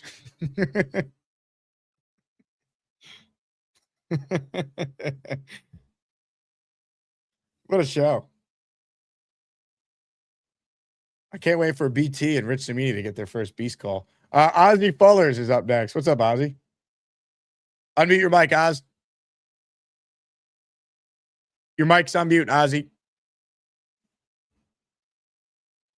And he's gone. We've had the worst luck with the callers today as far as connection and sound. Jason in Jerusalem, I bet you he has a much better connection than 99% of the audience, and he's calling in the middle of a war in the Middle East. Hello, Jason. Yeah, anything to distract, but at least the Wi-Fi works. Thank God. What type of Wi-Fi do they have in Israel? Is it Starlink? Or you guys have something else? We got cable for the most part, All right. and fiber optic. So that's what I'm running now. Well, you sound great. Oh, thanks. Hopefully the Jets will, first of all, opening day, national holiday, even in Israel. So I know you Yankee fans got an early preview, but let's go Mets. Skeens is a tough rival, but hopefully this will be the start of a good year. Amen. What I love about the Mets is that opening day was always eternal hope, especially the best opening day. And then they were like, a 250 winning percentage game 2 in their history, which is just so telling of as a Met fan. If the Jets do take Ty Simpson, do you think that shows that Aaron Glenn has more pull than Muji in the decision-making process? I think it would show me that they actually really like Ty Simpson. Well, where are they taking him? 16 or 33? I think there's a difference. Okay, well, either or. I mean, let's say if they take him at 16, does that show that Glenn is trying to do? To me, that shows that Glenn is trying to do something more to save his job than Muji taking best player available. I think you could argue that. I think if they take him, though, at 16, I believe that Muji does truly really like him, and Frank Reich really like him. But they take him at 33, I think they are just trying to add to that room with a player they think there's some upside. I don't see the Jets drafting at 33. I see they're either using it to move up at some point, or just at the after the round one, as everybody reshuffles their boards, that somebody pays them a bounty for 33. I look, if it's up to me, and that to me, I think is probably the better long-term scenario. Now, what's more intriguing as a fan to talk about? They take him at 33. We have months of Ty Simpson conversation leading up to the season. Who do you see available at 33 that would be in the conversation of whether you'd go to Simpson or somebody else? Meaning, who falling to 33 makes it a question if Simpson's available, whether it's worth it to take Simpson versus that other guy. Emmanuel Pregnan, the guard from Oregon, is a guy that people have first round grades on if he falls out of it because of position value. Pick your receiver. Is it possible that one of these guys we've been talking about falls out of round one? Like Boston is 33. Maybe, but how about Jordan Tyson, right? Like T. Higgins fell out of the first round. That was a huge surprise. Like things happen. And like a lot of times receivers do fall out of round one. And I just wonder if that would potentially lead the Jets to go with one of those players over Simpson. Tyson scares me because, I view Tyson as a D. Milner. That's the thing, that they have the medicals, we as the fans don't. And whenever they grade the draft, they say, well, it's a great selection if he stays healthy. I remember the guy from Clemson who was supposed to have been like the top receiver when he was a freshman. And then he just got so many leg injuries that he ended up not getting drafted. And when the Chiefs signed him I think his name was Ross, if I'm not mistaken. It was a guy from Clemson. And when the Chiefs got him as a UDFA, everybody says, wow, what a steal for him to be with Mahomes. And he never even got into the game. Which is most guys. Most guys fall for a reason. Right. But guys like Tyson, you really need to trust your medical staff and their Correct. evaluations. And those are things that we as fans can never truly understand. Well, remember though, right, Justin Ross as a common country just posted in the chat. Do you remember JSN had hamstring problems and the Jets apparently said that he wasn't a great route runner? That was apparently part of the reason they didn't draft him. Rich Cimini told that story that he called someone with the Jets the day before the draft to get info on JSN and if he'd be in play for them. And the Jets said no.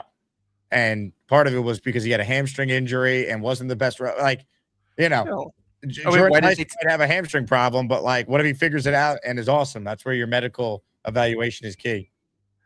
What's the Warren Sapp? Because no Jet fan knew why, but the Jets knew that he was a bad guy and had drug issues. And, the Jets made, oh shit, that's not a good example. But yeah, stuff like that. We never know why guys fall.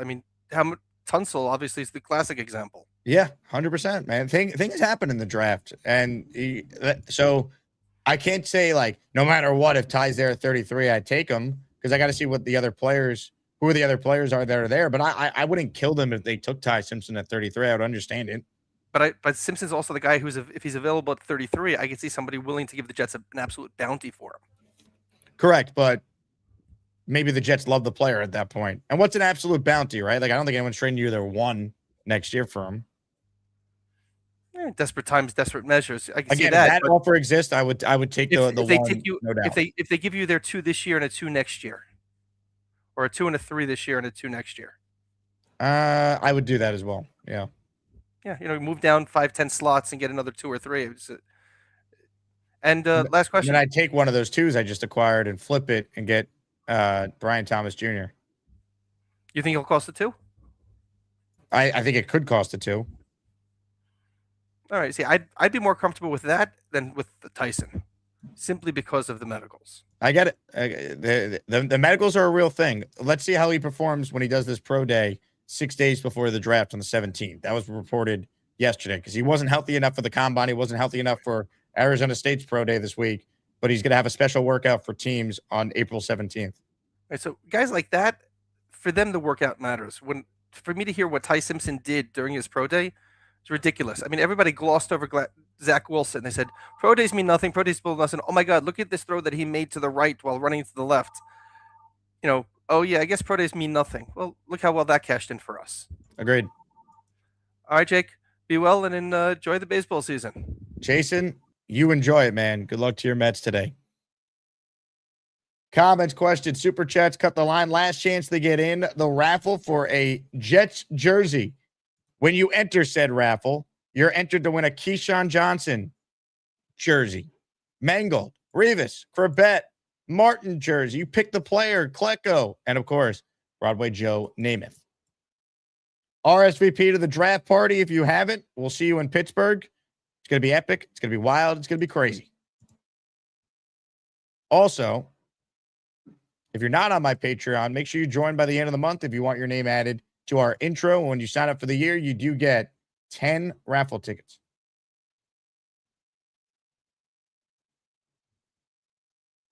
By the way, Justin Ross is apparently in the UFL now. The Atomic Clock, who hates everything about the show and the guest I have on, usually just comments after the fact. I see he's watching live. Says only betas and crybabies don't want to take Simpson. Brilliant analysis. The data is the data.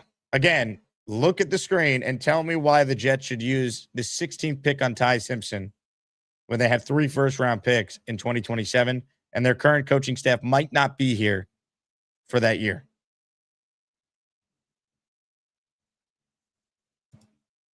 Explain to me why.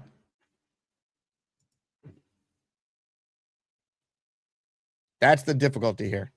All right, one more call before we get to the raffle. And, of course, last chance to vote for either King Alowski or Raven in this morning's Asmaniac Madness battle. Random Jets fans next. Hello, Random. Morning, boys. How we doing? What's up, Random? Where are you calling us from?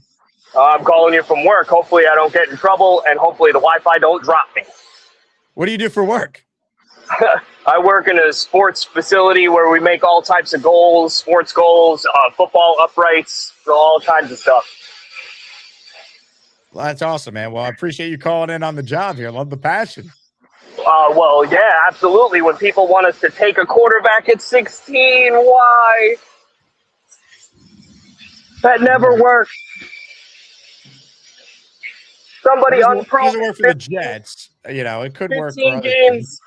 He starts 15 games, and all of a sudden he's like, well, he's good under duress. So am I. Are you? Sort of. Okay. The Wi-Fi is not working on the little tablet they give us here to sign in and out of jobs, and I've got my head on a swivel. It seems like you have a pretty interesting job. Hey, yeah, right up until you actually do it every day, like most of us. Yeah. I caught your spot on the Jets Collective the other day. Very impressive. I loved it. I'm glad you liked it. That's awesome. Oh, yeah. I've been listening to BT for a while. And then Rich, I mean, I've loved and hated Rich Samini most of my entire life. Yeah, look, he is part of the furniture in my mind as far as, you know, the Jets. He's the longest tenured beat writer ever. Like he's institutional knowledge of the team speaks for itself. Exactly. I mean, that's why at some points I've hated him for his takes, but he's just so honest. At the end of the day, we need that in our lives. Now, random Jet fan, are you aware that the chat thinks that you have a resemblance to one of my other regular callers, the Chuck Wagon? Oh, no, that's okay. No, I didn't know, but hey, Chuck Wagon, how we doing? I guess I'm your double. Now, Chuck Wagon recently decided to shave his head. Are you interested in doing the same? It's most of the way there, boys. Once you get past a certain age, it don't come back. Everybody knows what I'm talking about. I think you look good. Oh, well, man to man, thank you very much. You got it, random Jet fan. Hey, I don't want you to saw your hand off, though, so you have a good day at work, all right? Well, thankfully, I'm not on the saw. I'm on the CNC today doing football uprights. So it's fitting that I listen to a football show while I work on football stuff. Hell yeah. Enjoy it. You're the man, Random. I'm putting icy hot on my back. This will take off the pain and the blemishes. Hell, stop. Oh, yeah. Great call there. I wanted to get to this. We got a Twitter fight going on between two regulars on my show. Who you got? Joe Blewett or Frankie V? Dun, dun, dun. All right, let's kind of get people up to speed here. So Frankie's going nuts on Twitter about Arvell Reese. So let's see. This image kind of started it. Ruben Bain, Arvell Reese, same drill, right? And it's Bain showing more bend on the same drill than Reese, right? So people went nuts over this. Ted Nguyen says Bain has more bend than Reese, but to be fair, Reese was working to a bag directly behind and Bain was working to a bag horizontally. So it's not even the same drill. Okay. Joe Blewett then responds, context is king. Reese didn't have bad bend on tape. People got to relax with the overreactions to workouts. I get it. We're all bored. So then Frankie V says, where's the bend tape? Because I've been asking and can't find help. So here we go.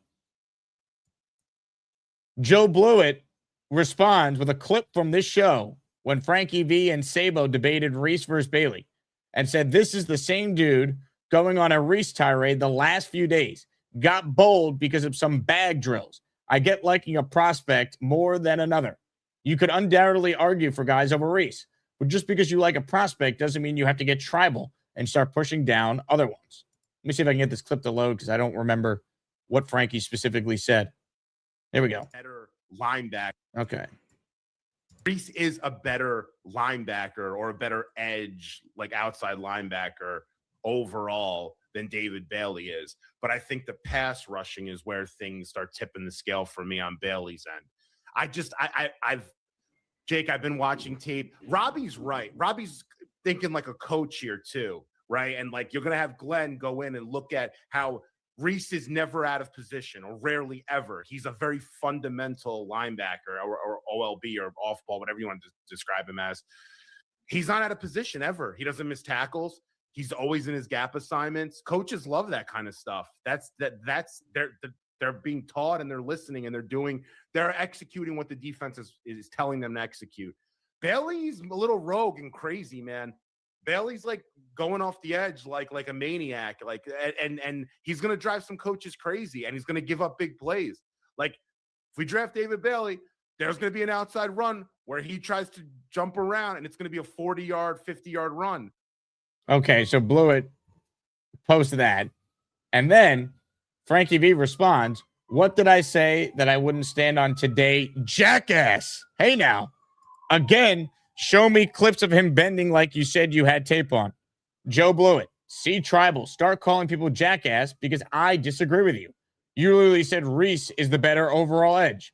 Also hilarious, you calling me a jackass considering some of the DMs I've received from you. Hey now. Frankie V, when you start this is the same dude, blah, blah, blah. Yeah, jackass behavior completely. Regardless, where are the bend clips? To which Joe Blewett says bend and ankle flexion. Never said he has elite bend. Never called him Parsons, by the way. He has enough to get it done. Power and enough juice to threaten the edge is where he'll win. Plus the versatility stuff that I know you won't hear. So there's Joe Blewett showing some bend. Showing some bend. Frankie V then said, fair enough. As a linebacker, I'm 100% with you. Joe Blewett says an outside linebacker who could stand up, inside linebacker, in certain run situations. Base, he'll be a jack mostly. I then, though, play Egnabari and Osai at outside linebacker on obvious rundowns. Get Reese in for Sherwood and have him plug a gap. Plus, can obviously have Reese stand up and blitz from anywhere, but he'll still primarily be on ball outside linebacker. They may even blitz him at first until his rush off the edge is unlocked. Him being 20 is part of the intrigue, which obviously comes with some rawness, undoubtedly. Bailey's 3 years older and has had much more time perfecting his pass rush. And that appears to be the end of the battle. So, all right. Joe Blewett versus Frankie V. We got to add that to the undercard of Gary and Black Gypsy. And I'll get them both on the show if they're willing to both come on.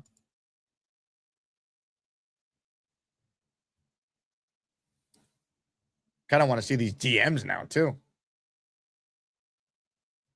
Chat, your thoughts on a Joe Blewett versus Frankie V debate, battle royale, rumble? I don't know. But I'll reach out to both parties, and I'll see if we can make it happen. Couple calls left here. Let me say hello to Jamal Best, who's next. What's up, Jamal? Hello. I can't hear you. Jamal? No? I can't hear. No, call back, Jamal. I'll get you on. All right, let's see. We're caught up on super chats. More of your calls right now. This might be the closer, unless we can get Jamal and his line back up and running. Women need to vacuum and shouldn't be allowed to vote. All right. I wasn't planning on calling in, but this got interesting with the Twitter beef. See, I quit Twitter. Quitting Twitter was harder than quitting smoking. Like I'm not going to go back. Twitter is addictive. But so two things. First, the guy's name is Ted Nguyen. It's not pronounced Nguyen. It's a Vietnamese name. It's Ted Nguyen. Well, congrats to Ted Nguyen. Great work, and I apologize for calling him Nguyen. Remember when I called in on your radio show and told you that I had that girlfriend that ghosted me after 2 years of dating her. Yeah. Her name was Kim Win, spelled the same way. It's a Vietnamese name. That's how I knew that. All right. Anywho, on this beef, Frankie is a villain. He's like me. It's easy to hate him. But Joe Blewett, how do you really hold anger towards Joe Blewett? Like Joe Blewett, you had Blewett on 2 years ago, and he did tape on Brock Bowers, and he tried to say that we shouldn't take Bowers. I don't hate him. I think he's wrong about Bowers, but how do you have that much anger towards Joe Blewett's like the nicest guy out there? How does Frankie have jackass? Like, how does he have anger towards Joe Blewett? I don't understand how you hold a lot of anger towards him, I guess, is my point. But also, I don't understand. So Frankie wants to take who? Frankie wants them to take David Bailey. That's what I thought. But then he was saying you're going to have plays where Bailey gets beat around the end for 40 to 50-yard runs. That's why Joe posted that clip, because he's saying that's like the gotcha clip, because he's like, you're saying in this clip, Bailey's going to have issues with this, and Reese is the better overall edge. He said that at the beginning of the clip. Yeah, I don't understand. So if Reese is the better overall edge, that's why he should be the pick at 2. I don't care if Bailey's a better pure pass rusher. Give me the better overall player. Yeah. But is Frankie conceding that Reese is the better football player? Is he conceding that? I don't know. He's kind of all over the place, because now he's doubling down after he saw a still of a drill where Reese didn't have as much bend as Bain in the similar drill, when it's not even the exact same drill the guy on X said. Or it might have been Blewett who said that. I don't know. Someone said it's not even the same drill.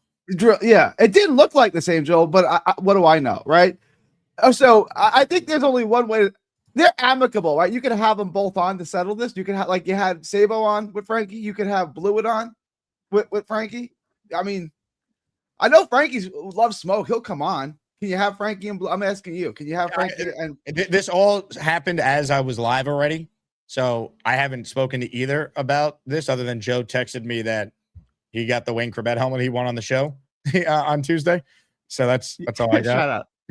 I thought you were the Eddie Hearn of Jets YouTube, of Jets social media. I thought you could make any fight. I think I can, but I haven't had a chance to make the fight yet because I'm on air right now. All right.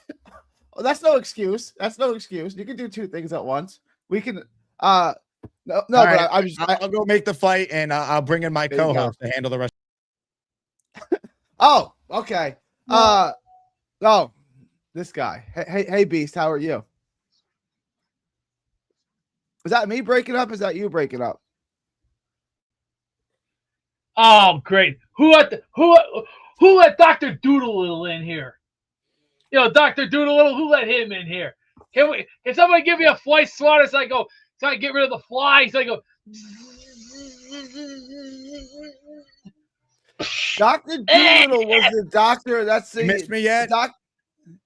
A little bit. Dr. Doolittle, that's Eddie Murphy movie where he plays. It's Eddie Murphy, right?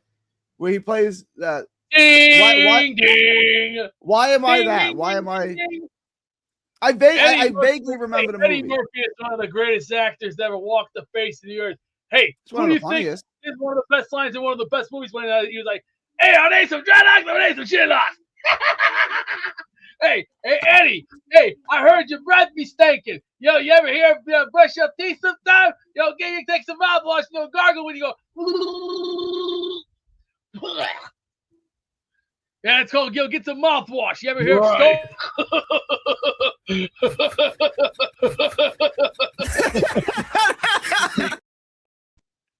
I don't even know what that is. I don't even know what that is. You know what mouthwash looks like? You ever buy mouthwash? Yes, I know. Nope, I know what it looks like. Yes. Okay. Hey, King Lowski. It's the king. It's the preacher of the world. Yes. Oh yeah. That feels better. Oh baby. All right, as they all say, Superman to the rescue.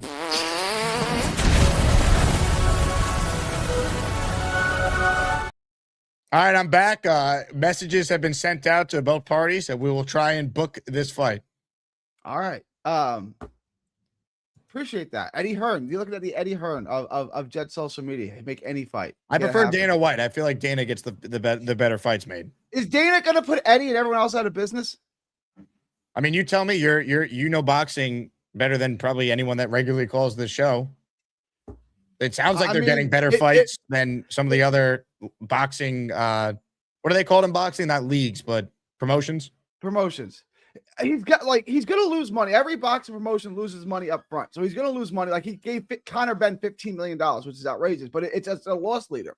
He knows he's gonna lose money. If he wants to stick to it and he's willing to take a loss for a few years, yeah. I mean, he's harder working. He's making better fights. His matchmaking is far superior to Top Rank or Matchroom or PBC.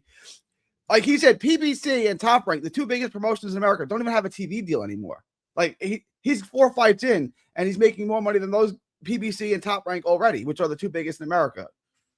I mean, to me, it's a matter of time. If he's willing to lose money up front, it's just a matter of time until he puts everyone else out of business. Well said. Gary, appreciate you calling in, and I will work on this fight for you. And I want to say thanks to Mr. Jerusalem. Ladies and gentlemen, Frankie V has confirmed he is in. Joe Blewett has confirmed he is in. We will now set a date and have a battle unlike any other. That's called multitasking, people. All right, couple calls left, and then raffle for the jersey. Jamal, can you hear me? I can hear you this time. Thank you, Jake. There we go. What's up, Jamal? Hey, man, I'm just I don't know about you guys, but I feel kind of like, I don't know, I get these flashbacks of I'm sorry, I'm nervous. It's my first time calling in. So welcome aboard, Jamal. I didn't even know that. yeah.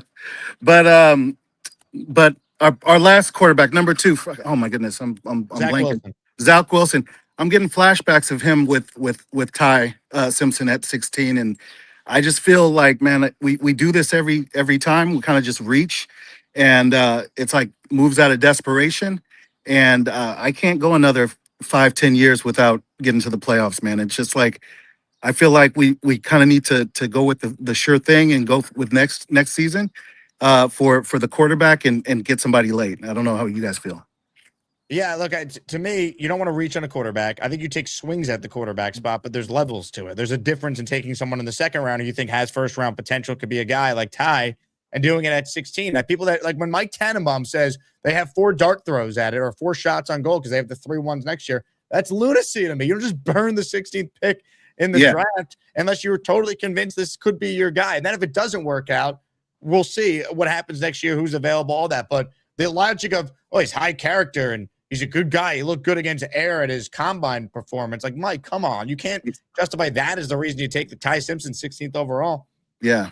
You know, and I feel like, I mean, I saw people kind of going crazy over that long bomb throw, and at the workout, and it reminds me of Zach Wilson. We saw that same trick last time, and it's just, man, I'm a little scared for this draft. I'm excited because we have so many picks, big time picks coming up next year. But for this year, man, I think we really just need to do the smart thing. And it's unfortunate that Aaron Glenn is, he's in a situation where he's kind of is fighting for his life, really. So, but I'm really impressed with Muji that they haven't really, we haven't seen the crazy, splashy, big money. They're using the cap wisely, and I'm at least that's encouraging.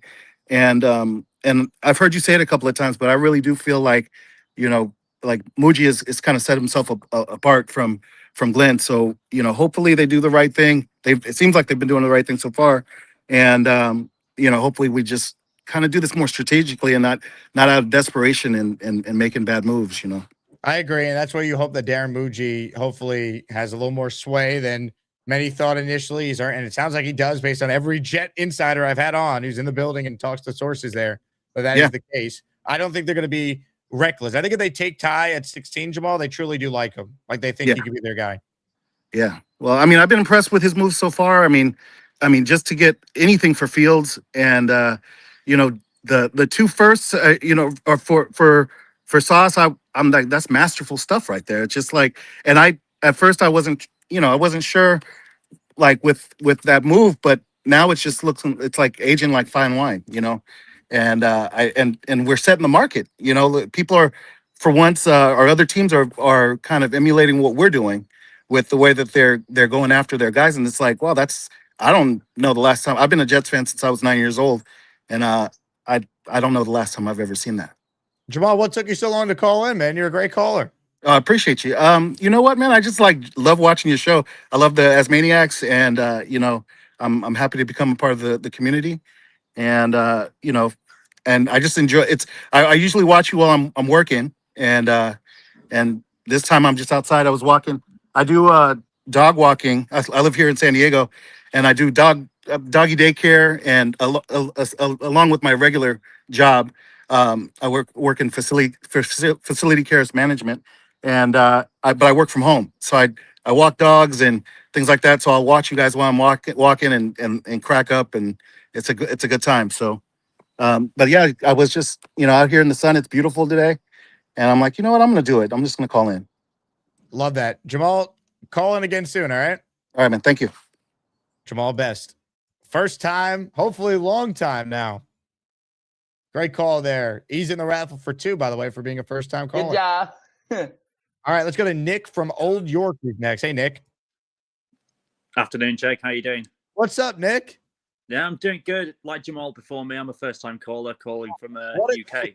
Today, man, we're bringing out all the first-timers. What's up, Nick? Well, thanks for making the call. Yeah, good. First time I've been able to catch one of the live shows because of the time difference. My call really is, I just find it embarrassing that a former GM in the NFL says something as stupid as that you've got 4 shots. But it's a really poor analogy, and it only works if you're going to use all 4 shots on 4 quarterbacks. It's just dart throws, and for me, someone like Mike Tannenbaum, he didn't get his career for saying stupid stuff like that. So it's clearly a hot take. You do exactly what everyone's been saying. You watch the film, you go to pro days, you speak to your coaches, you speak to your scouts, and you make that analysis and you make your judgment. You don't just burn resources. It's really poor resource management. So hearing someone who's as competent as Mike Tannenbaum say, "Oh, you got 4 shots of it," it's nonsense. What are you talking about? I couldn't agree more with you, Nick. And again, I work with Mike, and he just says some things that are just like, it doesn't act like, I could argue why the Jets should take Ty at 16. I personally don't agree with it, but I could come up with a real argument. He can't say, to your point, we have 4 shots on goal, or he was productive and high carry. He was productive for 7 of his 15 starts. Like we have to not ignore that. We have to not ignore he's 6'1". He's a little undersized for the ideal size and weight you want at that position. Like that. He didn't mention that. He called it like a no-brainer. But he's a high character guy. Well, most people are high character guys. I hope my partner thinks I'm a high character guy. Do you want to draft me at number 16? Where does it stop? The reason why you and I won't get drafted at number 16 is because we don't have the film. That's where it counts.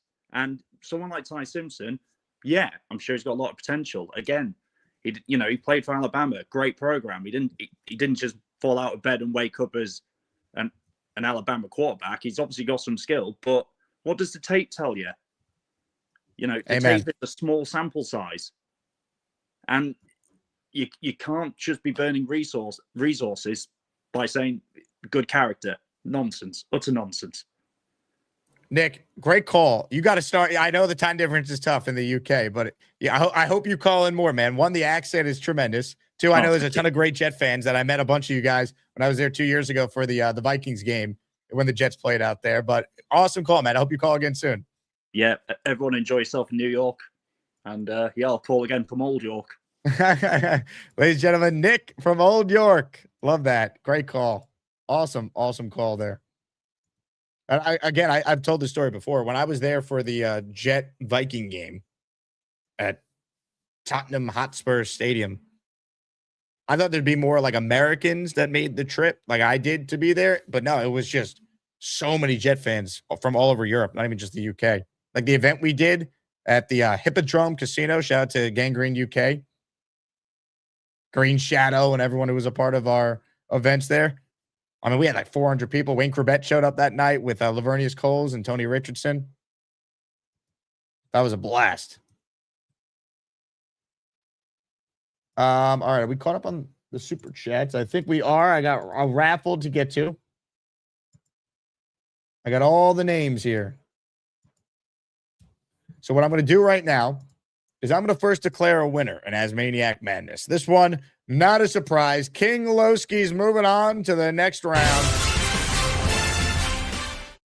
Lowski moving on to the round of 32. Great effort by Raven, but it's King Lowski 78, Raven 22. 445 votes were cast. Ladies and gentlemen, joining us now for a victory speech is the king himself. Hey man, every time y'all amaze me as maniacs, man, I love y'all, man. Let me just say this, man, before I get to my final jet takes, man. Shout out to the Yankees, baby. We look good. Max Fried, he did his thing last night. You know, I just hope the pitching can sustain with Cole injured again. You know, shout out to the Knicks, man. I'm hoping we get that second seed, and you know, Boston is trying to make a surge, but I'm hoping my Knicks do their thing in the playoffs because that's where it matters. Hey man, we really got to think about it as maniacs, man. At the end of the day, we have to pick players that are ready to play right now, okay? And as it's currently constructed, we're going in the season with Geno Smith. Okay. I don't like them. I don't like the move, but I see why the move was made. Okay. You know, Ty Simpson is not gonna be a player that we're using right now. So we need to have either talent on the offensive side of the ball, or a thumper and a playmaker on the defensive side of the ball that's going to get us some damn interceptions, okay? So, you know, I want to have a player that's going to make an impact on the field, okay? And I don't think that's Ty Simpson right now. So, you know, let's just think about it as maniacs. I know everybody got their different opinions. I can't wait to see this battle, Frankie V versus Joe Blewett. It's gonna be epic, baby. You know, it's like an in-season tournament inside a season tournament. It's so beautiful to see these two guys. I knew Frankie V was gonna start some trouble soon. So, you know, shout out to those fellas, man. I can't wait for the showdown. Hey, man, as maniacs, I love y'all, baby. And you already know what it's about, baby. JTS! JTS! JTS! Asmaniac Madness is underway. Make sure you vote to make your voice heard. Oh, yeah. The king is back, baby, and he's on to the next round. I have all the raffle names counted, but I see Amanda Madison has called in. JETS!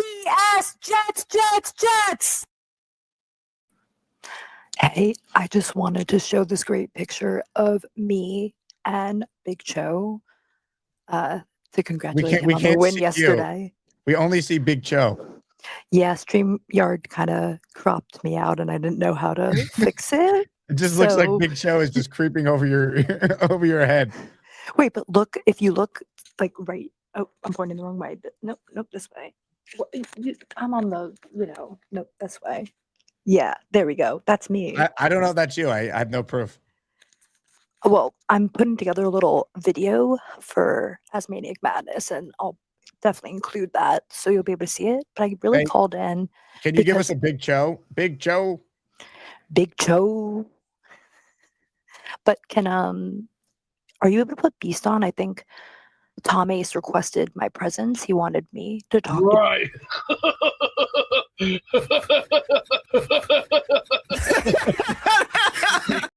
Jake, Amanda, what does an F5 tornado cause? You tell me, Beast. It does a variety of damage. Thunder and lightning cause a variety of damage. Hurricanes could cause a variety of damage. Same with tsunamis. Same with a sandstorm. But you look at this combination. This is a combination of thunder and lightning. See, you're like the lightning, I'm the thunder in the sky that sends a message that just watch what you wish for because you might regret what's going to come your way next. You know what that meant? See, when lightning comes down real heavy, like I'll give you a hint. You know how the big booms are? Those big. That's scary stuff. That's scary enough. See, I remember the Texas Ranger game from 2012. I know that. How you doing, Big Daddy? Oh, I'm doing good, Big Joe. All right, I got other things to get to today, so as much as I enjoyed whatever that was, we have to move forward here. You're welcome, Tom Ace. It is now time for the Asmaniac raffle.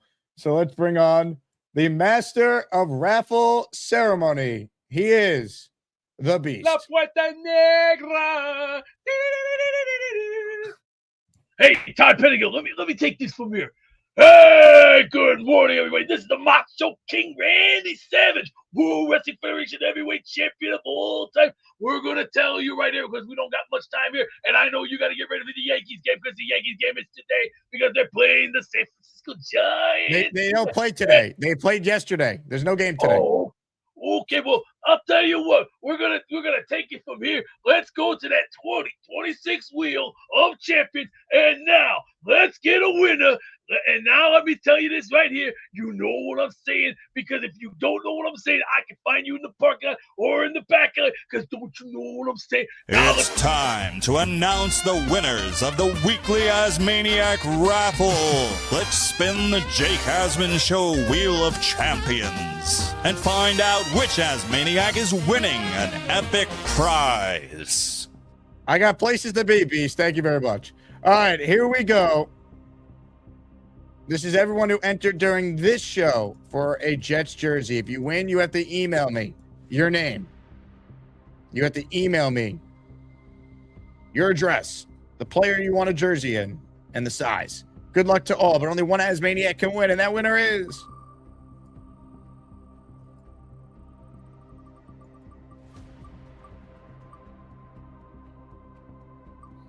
It's the big fella who came to the rescue for Beast Breaker. Sent them some money after Beast spent $50 to put leader of Jets in the hole today. The big fella is the winner. Let's go, big fella. Congratulations. Hit the Jet chant for him. He is a raffle winner on the Jake Asman Show.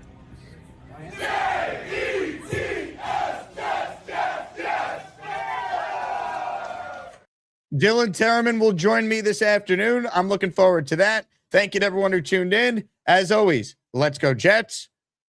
Like the video, subscribe to the channel, join the Patreon if you haven't. Big one coming this afternoon in the tournament. It's PBM and Jack Straw, so we will see you then. Congrats again to the great King Lowski, and I'll talk to you guys later. As always, let's go Jets. Hit it, Robert C. God bless America, my home, sweet home. God bless America, my home, sweet home. God bless America, my home, sweet home. Oh, hi. Jake wants me to ask you to click on the like button. That's right, Lane. And if they don't subscribe to the Jake Asman Show, this team may never win another game. Let's go Jets.